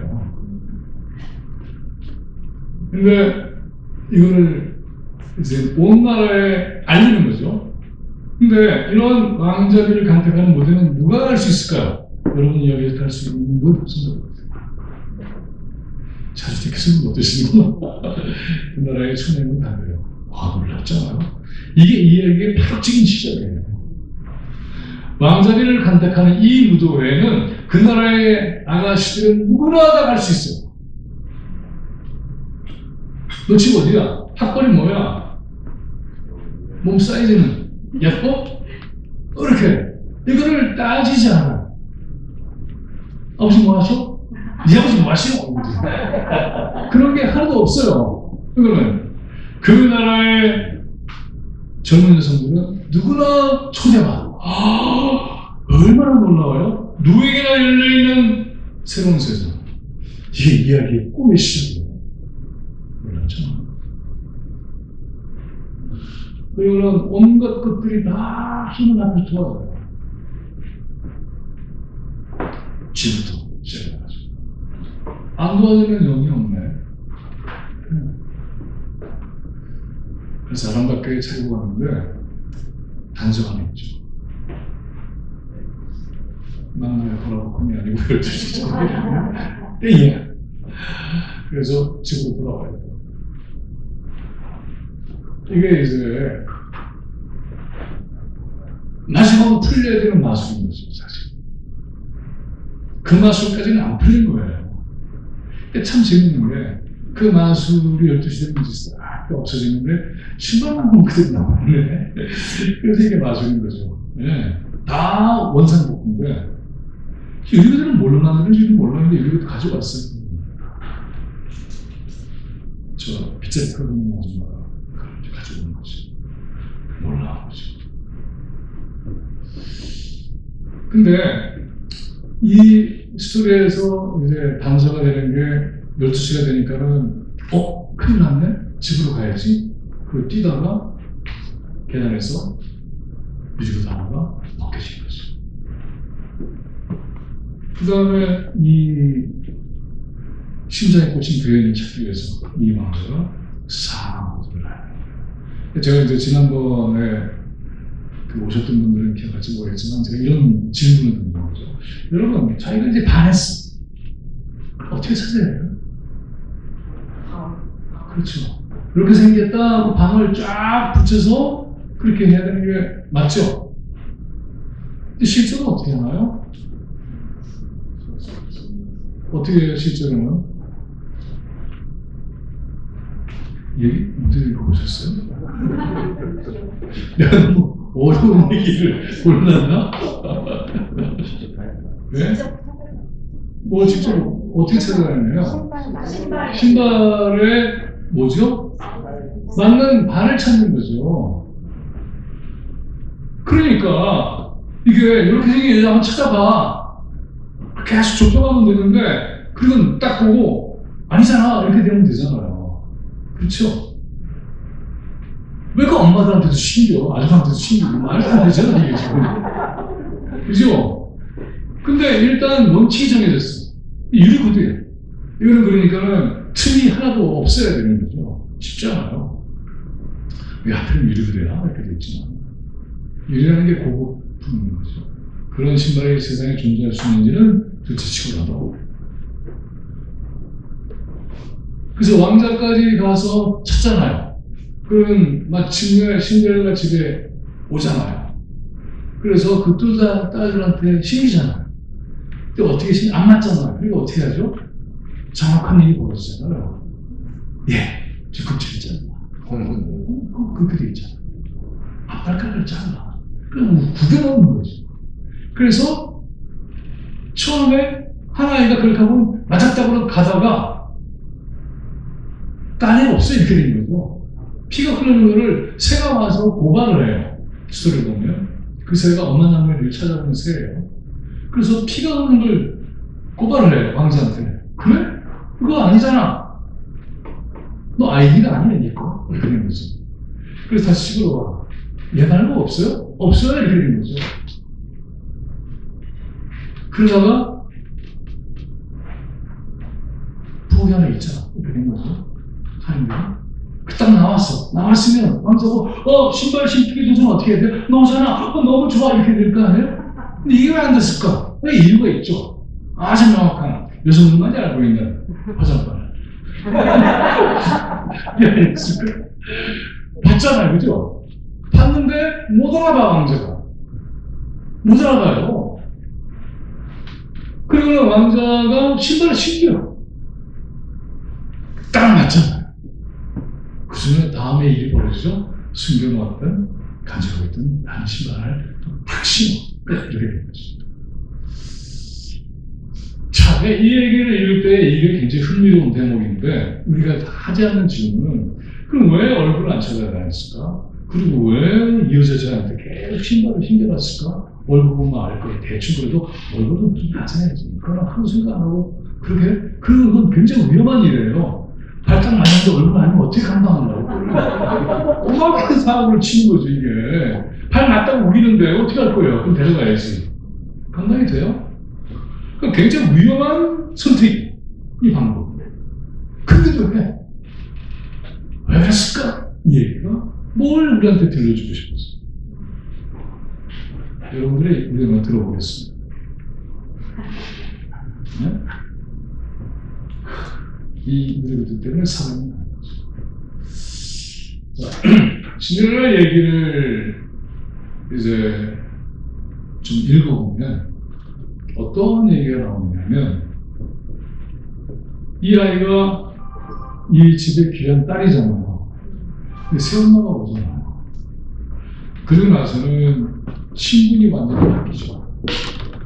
딸에서 하녀가 되는 거죠. 그러면서 박탈당하는 게 있어요. 옷. 그리고 신고 있던 신발. 그게 무슨 신발을 신기를 했는지 아세요? 굉장히 중요한 얘기가 나와요. 거기에. 나낚시를 신습니다. 나는 나낚시. 그때 양말 없었어요. 그리고 무슨 일을 하는지 아시죠? 나무를 빼고 장작을 등에 치고 모든 허드렛 일을 다 해요. 매일매일이 잿더미야, 그 인생이. 그렇죠? 자, 그러면 이때 질문을 해야 되는 게 있어요. 뭘까요? 이때 질문해야 될 게 뭘까 하는 거지.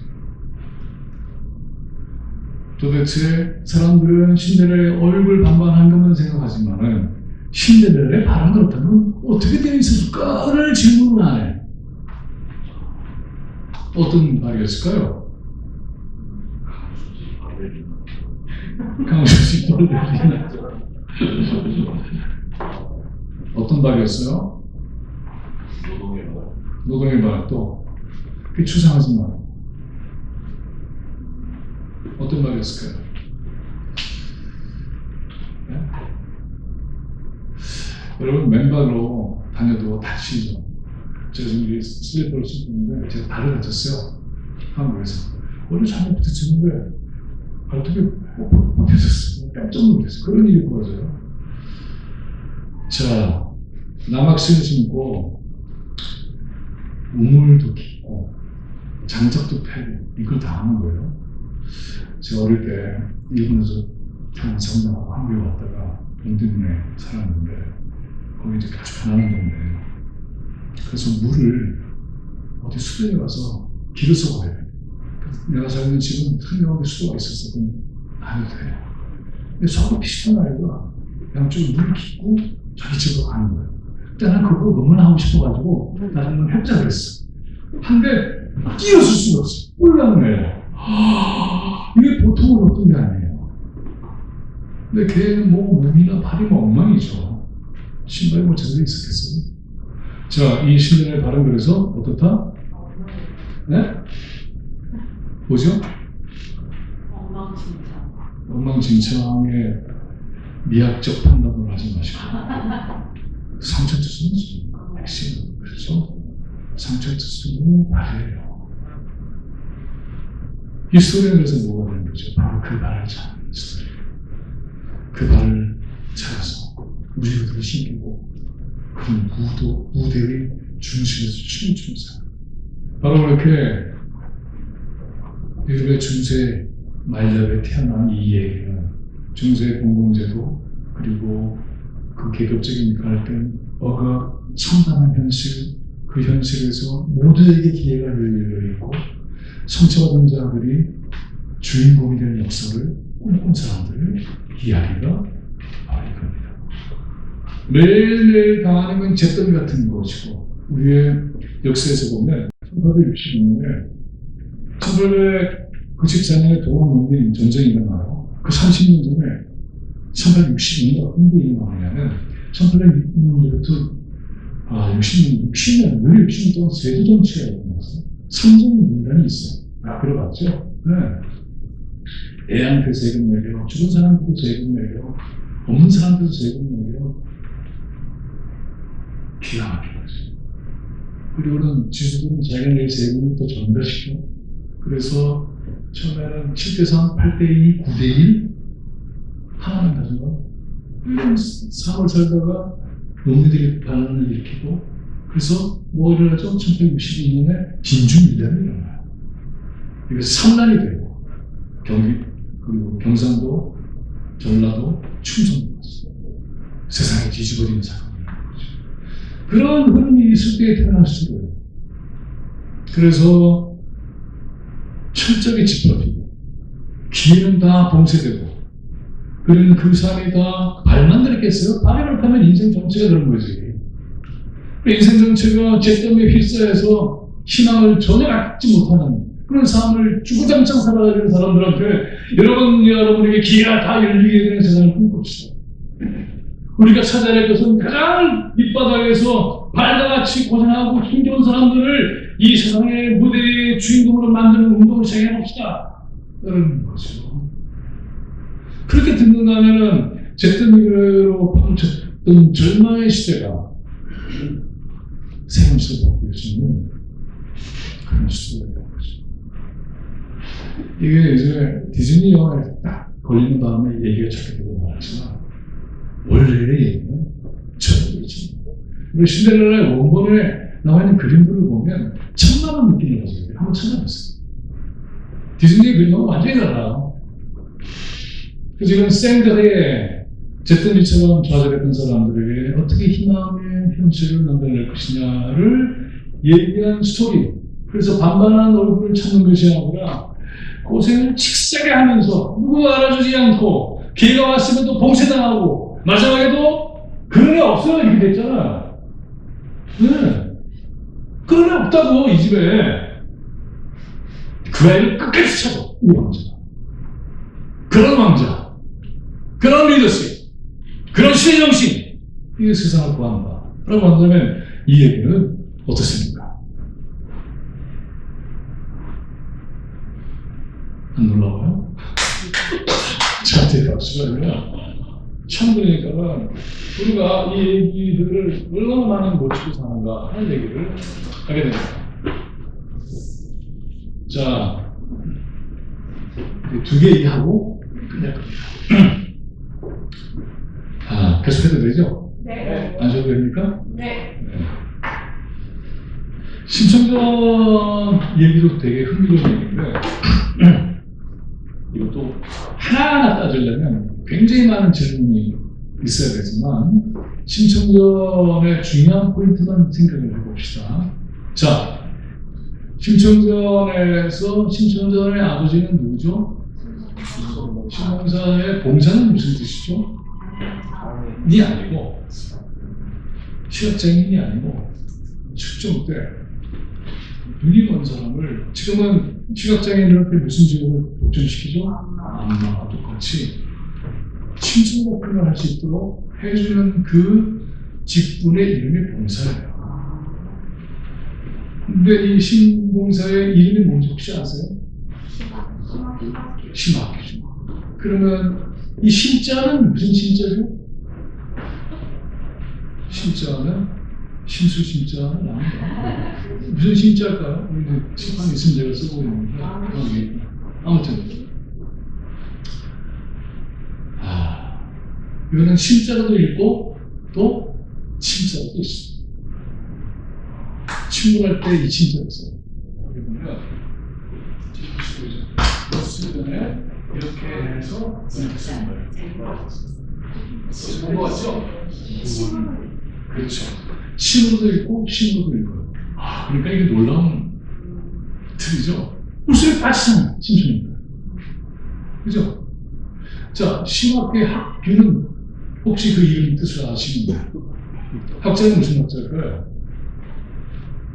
그럼 당장에 떠오르는 건 딱 하나밖에 없어요. 외우라. 또 뭐가 있을까요? 학학자예요. 아주 우아한. 규자는 무슨 규자일까요? 별규자, 책규자. 이 규자 들어있는 단어 여러분 잘 알고 계시는 게 있어요. 규자인가. 책을 담아두는 서고. 그게 규자인가. 규자가 책규자야. 근데 뭐죠? 이 이름만 딱 들으면 4대부예요. 신학교는 태어나서부터 내인이 아니에요. 나이 20에 멀어요. 자, 그런데 부인은 누군지 아세요?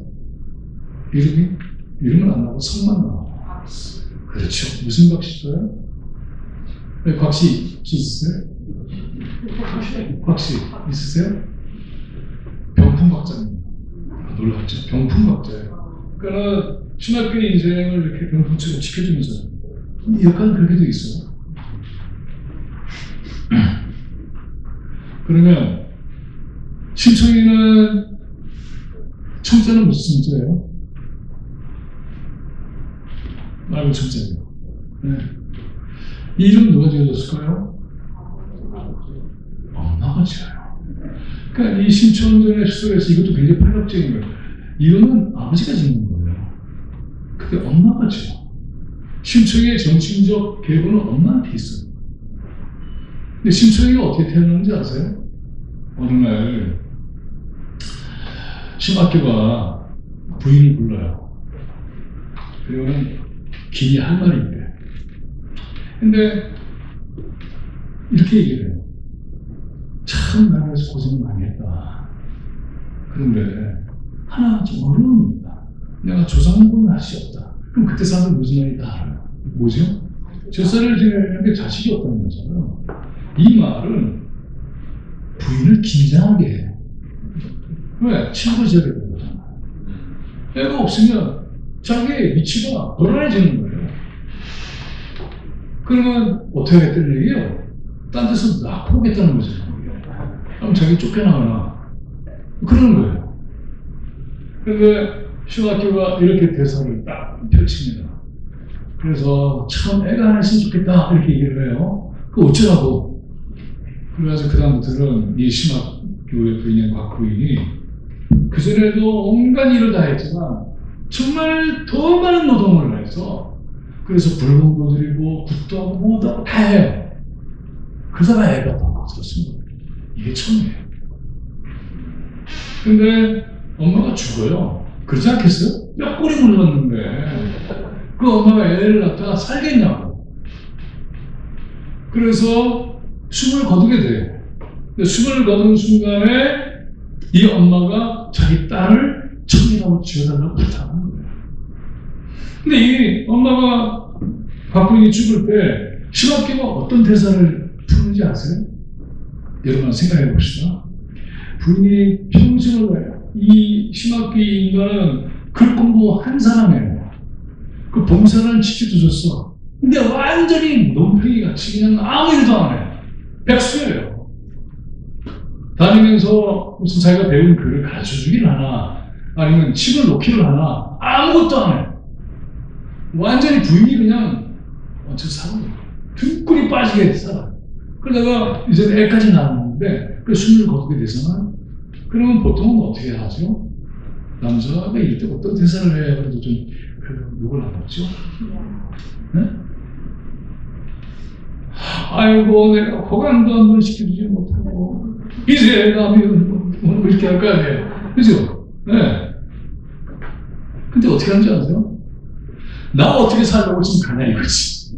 아, 신학교가 문제가 많은 사람이에요. 이 사람은 그러니까 보세요. 철저하게 자기 위주인 사람이에요. 부인이 등골이 그렇게 휘어가지고 하고 애를 낳는데 자기 걱정부터 해요. 그 다음에 자기 또 하는 사건이 있잖아요. 네? 겨울에 빠진 둥 마둥 하다가 시주성이 구해줬더니 그 다음에는 삼백석 고양이 삼백석 그 고양이 삼백석은 이런 시스템의 산물이에요. 아들 낳는데 400석, 딸 낳는데 200석, 눈 뜨는데 300석 이런 시스템 속에서 있는 거예요. 시술이 다니면서 이거 받는 거거든. 저게 불공을 하는 거예요. 근데 그 신천지를 보면 너무 놀라운 게 있어. 여러분 이 말이 통합니까? 우리 교회에 예수님이 용해. 이 말도 안 통하죠. 근데 이 시주승이 우리 전에 부처님이 용하다니까 이렇게 얘기를 해요.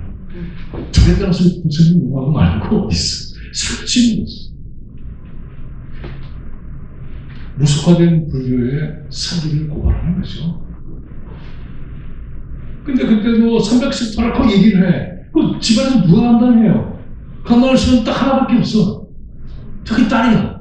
뭐 어떻게 뒷감당하려고 그걸 해요? 기가 막히잖아. 자, 근데 이렇게 해서 결국에는 이 신천이가 자기를 예뻐하는 대감님과 생긴 문제를 해결하려고 하다가 그렇게 의존하지 않고 내 몸을 던지겠다 해서 여러분이 잘 알고 있는 바로 이 풍동 사건이 있는 거죠. 네? 어디에 빠지는 거죠? 인장수. 휘몰아치는. 물살이 있어서 그래서 발표하는 거죠. 그 다음에 노래 다 하잖아요. 어떻게 되는지. 그러고 나서 이제 이 왕비가 되고 심청전에는 어떻게 되냐면은 그래서 이것도 파격적인 얘기예요. 임금님의 덕으로 세상이 좋아졌다가 아니라 왕비의 덕으로 세상이 좋아졌다게 돼요. 이게 여성을 중심으로 한 굉장한 스토리예요, 사실. 주인도 심청이죠. 그리고는 이제 아버지를 찾잖아. 자, 그러면 아버지를 찾으려면 어떻게 찾으면 돼요? 방을 붙여. 그럼 뭐라 얘기하면 돼요? 네? 그렇게 하는 게 맞아요? 이대로 하잖아요. 저희는 본인의 300씩은 드렸어. 그럼 어떻게 해야 돼요? 왕년에는 맹이었지만 부처님 운동으로 눈 뜨는 사람만 모으면 되잖아요. 근데 그렇게 안 했죠? 이 참 불교 입장에서는 상당히 곤란한 스토리죠. 그렇죠? 근데 그렇게 안 해요. 그래서 결국에는 그 스토리는 다 아실 거예요. 근데 이 얘기를 듣고 신봉사가 왕궁으로 가는 과정에 사건이 있죠.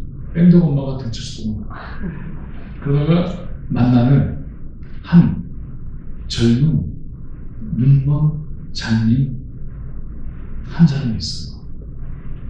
이 사람이 남의 점을 쳐주고 운명을 봐주는 사람이에요. 그런데 이 여인과 같이 하루 이렇게 있게 되는데 참담한 꿈을 꿔요. 이 신봉사가. 자기가 볼 때 자기 죽을 꿈이야. 근데 해석을 많이 바꿔요. 나중에 찾아보세요. 그래서 이게 이제 당신은 딸을 만나게 되고 이제 팔자관이 달라지는 그런 스토리로 해석을 해줘. 그래서 불안을 안고 궁궐로 가요. 그러다가 이제 여러분 다 아시는 대로 이런 사건이 일어나는 거죠. 네. 아버지, 천이로구나 그런 것들. 근데 이제 이 사건을 우리가 잘 좀 생각을 해봐야 되는데 이게 참 놀라운 사건이죠. 그러면 이 사건에서 이 신봉사가 가장 먼저 보게 되는 건 누구죠? 정이죠. 이건 뭐냐면 죽은 자의 환생이잖아요. 죽은 사람이 우리가 사랑하는 사람들의 이 세상을 떠나면 가장 바라는 건 살아 돌아오는 거예요. 그거 말고는 없어요. 그렇죠? 그거 말고는 없어요. 형제, 자매나 부모님, 사랑하는 친구와 세상을 떠나는 사람들은 다 아는 거예요. 유일한 건 딱 하나밖에 없어요. 살아 돌아왔으면 좋겠어요. 그거밖에 없어요. 이태원의 엄마들도 다 그렇게 얘기하죠. 딱 저도 제 바로 밑에 보면 제 세상을 떠나주면 되는데 바라는 건 딱 그 하나밖에 없죠. 살아 돌아온 것밖에 없어요. 살아 돌아온 거지. 그걸 가장 처음으로 경험을 하게 돼요. 놀라운 거예요. 그러면 이사의 눈 뜨면 도대체 뭘 의미하느냐가 이제 핵심이죠. 자, 이 스토리는 오랫동안에 초의 사안을 다뤘다고 가르쳐 왔어요. 그러면은 자기 몸을 던져서 아버지 눈을 뜨게 해줘야 되잖아요. 스토리를 그렇게 해야 돼요. 그래서 연력이 효력이 세우는 게 한 사안으로 들어가야 돼요. 근데 아니에요. 그렇죠.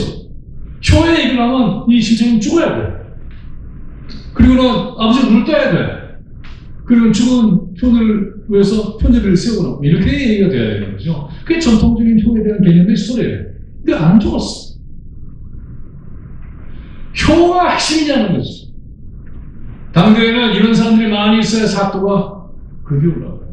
연립에 세우고 편집에 세워서 사또가 원님이 정치를 잘해서 덕을 베풀어서 그 동네에 효가 많아, 조제가 많아, 연례가 많아 이렇게 사또가 떵떵거리고 중앙 권력에 들어갈 수 있어요.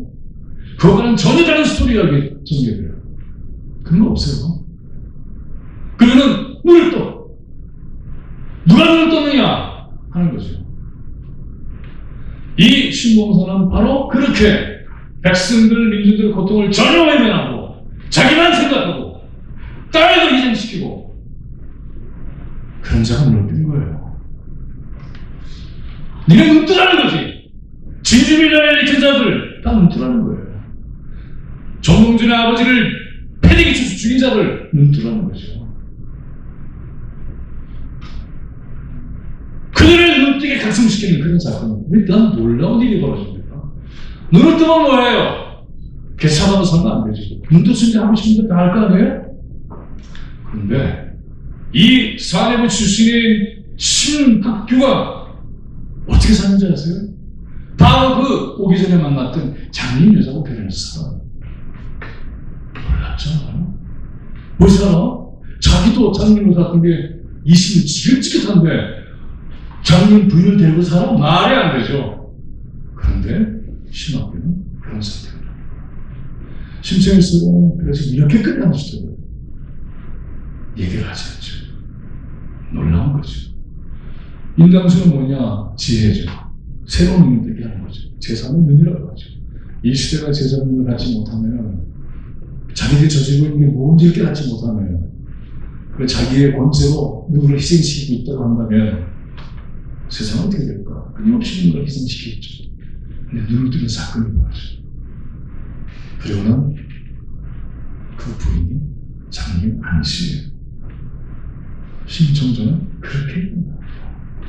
놀라운 스토리죠.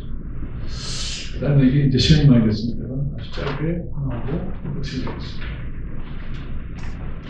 이 스토리는 우리나라의 전래 민간 가운데서 가장 많이 알려져 있는 거죠. 우리는 예전 얘기하고는 이거 모르는 사람은 없어요. 이 얘기는 주제가 뭐죠? 해와 달의 창조에 대한 창세서가 수수바티의 불문가하는 스토리? 자, 얘기 다 아시죠? 다 아시죠? 그러면 정전지 대파기가 어려워 쓰고 있죠? 자, 이런 거죠, 여러분.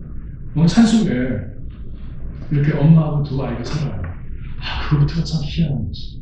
왜 그러고 살지? 왜 마을에 안 살지? 그죠? 그 삶이 있었거든요. 만약에 이제 정전 감독이 이거를 영화 찍는다면 아버지는 반란을 일으키다가 산속에 들어간 거야. 그래서 거지가 없어. 이걸 조심하고 살아야 돼. 신부로 줍니다. 아버지 성을 얘기하지 마. 이렇게 될 수도 있는 거죠. 아무튼. 근데 엄마가 떡을 팔고 오는데 너무 늦게 와. 수는 그렇게 돼요. 그래서 호랑이를 만나는 거죠. 그걸 한두 번 다녔어요. 근데 왜 그랬겠냐? 하나를 더 팔아서 사실. 그런데 호랑이를 팔아서 뭐라고 합니까? 응? 또 하나 주고 앉아가 먹지 이렇게 얘기해요. 그 좋아해 나라에 어떻게 되죠? 차길이 열린 거예요, 바뀐 거예요. 이 얘기를 듣는 당시의 민중들은 어떻게 됐죠? 이 스토리를 그 당장에 알아채요. 이건 기만이죠. 왜? 똥 먹는 호랑이 세상에 없거든.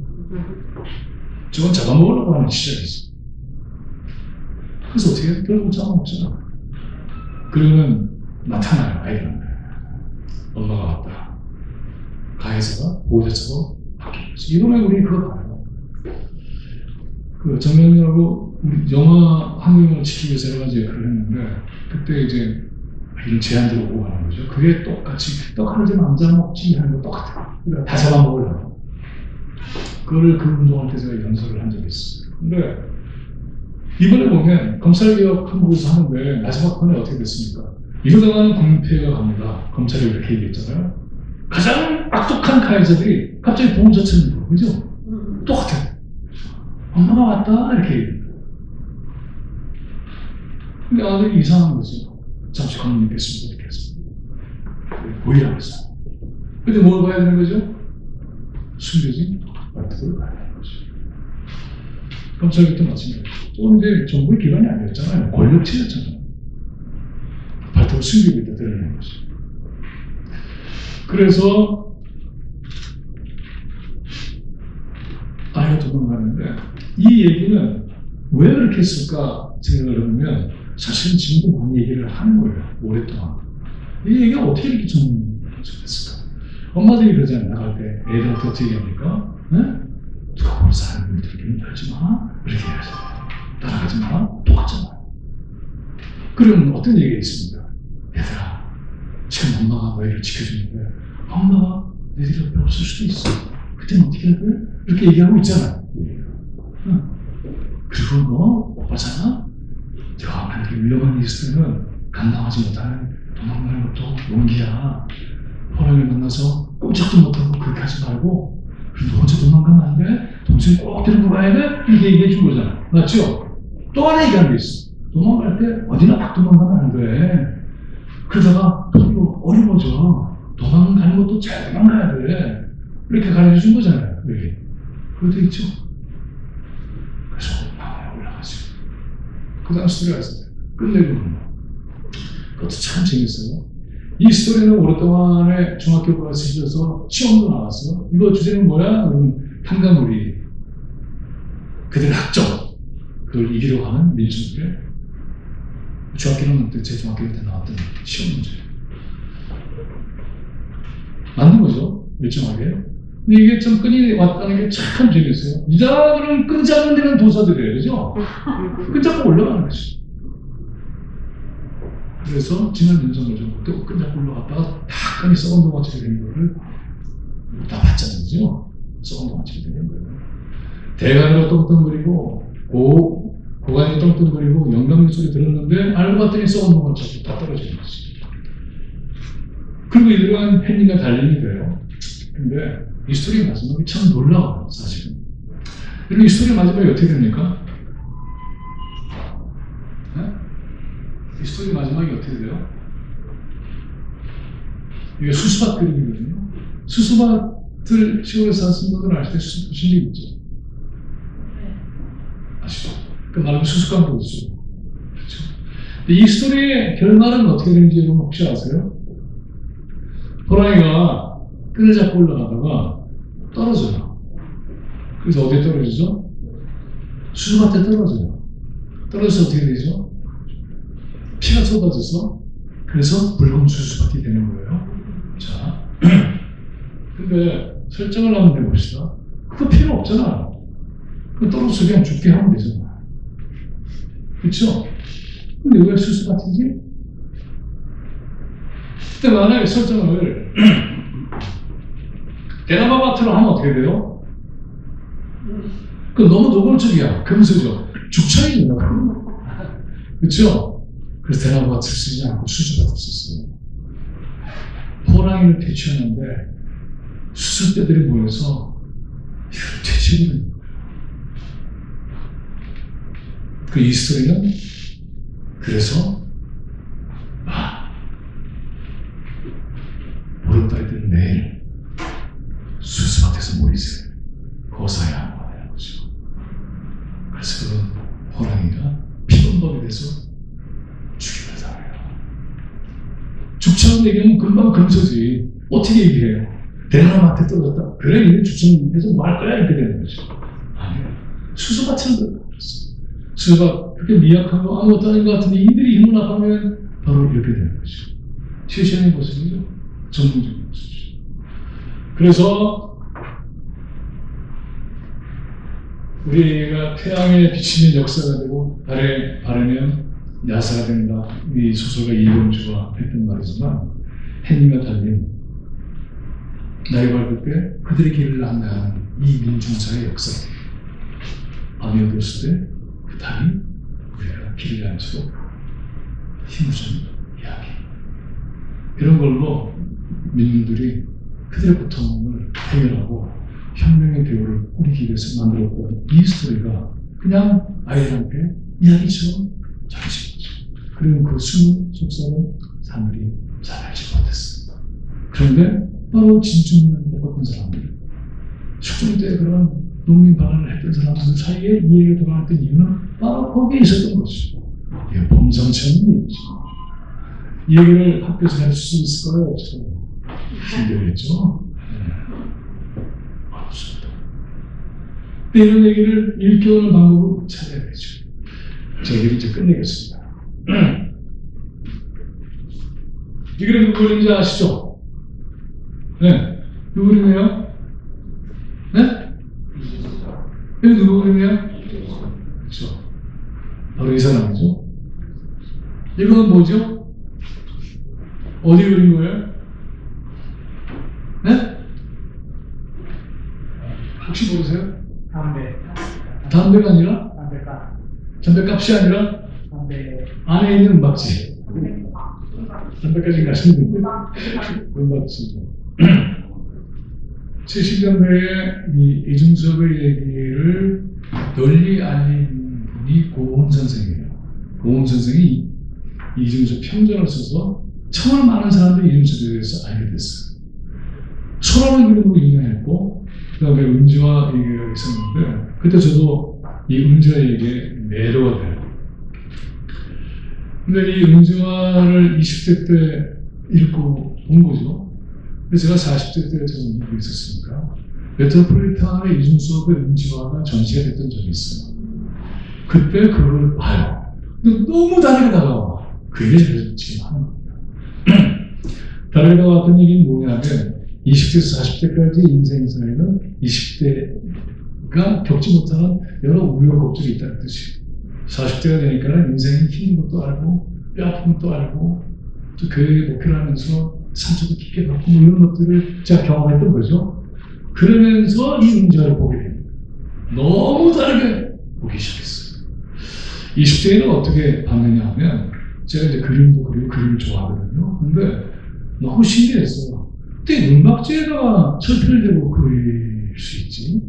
그리고 은박지에 여러분 철필 대면 어떻게 되겠어요? 찢어져요. 근데 은박지를, 그것도 담배가 은박지야. 근데 여러분 70년대에는 담배를 보면 우리 아버지 세대들이 담배를 피고 나서 담배를 버릴 때 어떻게 버리는 줄 아세요? 인생을 다해서 구겨서 버려요. 참 희한해. 왜 그런지 모르겠어. 시대의 스트레스가 엄청났기 때문에 그런 것 같아요. 그걸 펴가지고 저희가 해서 했단 말이야. 야, 놀랍네. 그러면 기본적인 정보는 얻었어요. 고은수생의 책에. 전쟁 시기에 이준섭이 돈이 없고 그러니까 그 부인이 일본 사람이잖아요. 아이들은 부인하고 일본을 보내고 부산 바다에서 제주도에서 혈액 걸리고 그러면서 비천하게 살았어. 그래서 친구가 야, 너 그러지 말고 이 본신문에 그림을 그려라. 그럼 먹고 살 수 있잖아. 내가 어떻게 그걸 그려? 그거 안 그려. 근데 물감을 살 수 있나? 유화 물감이 어디 있어? 제가 보다 저는 유화로 그림을 그릴 수가 없어요. 그때 너무 비싸요. 그런데 50년대 전쟁통이 어떻게 돼요? 불가능한 거지. 근데 이윤석이 바로 그렇게 다음에 세로통에 있는 은지화를 펴서 여러분 지금 보시면 구겨진 거 있어요. 이게 다 구겨진 거고 원래 그렇게 되어 있어요. 그리고 그린 것도 보면 이 상담 물감을 스미게 있어요. 그래서 그건 나중에 알겠는데 이렇게 보면 이렇게 보여요. 근데 그렇게 해서 그렇다는 거예요. 네. 캔버스를 담배가게 구겨진 은박지를 꺼내서 거기에 철필을 내고 철필을 해서 그래서 그때 제가 제자물을 저 그림에 깨우친 바가 있어요. 아, 그래. 은지화의 반짝이는 우리의 청춘이 꿈이고 그 빛나는 청춘이 구겨져서 쓰레기통에 처박힌 것은 지금 현재 이 준혁의 편지를 사네. 그가 그것을 펴서 철필을 내니까 무엇이 됐다? 작품이 되었다. 그래, 우리 인생도 혹시 상처가 있거나 구겨져 있거나 절망하지 말고 그걸 펴서 철필을 내면 여러분들의 인생이 작품이 되시기를 바라겠습니다. 고맙습니다.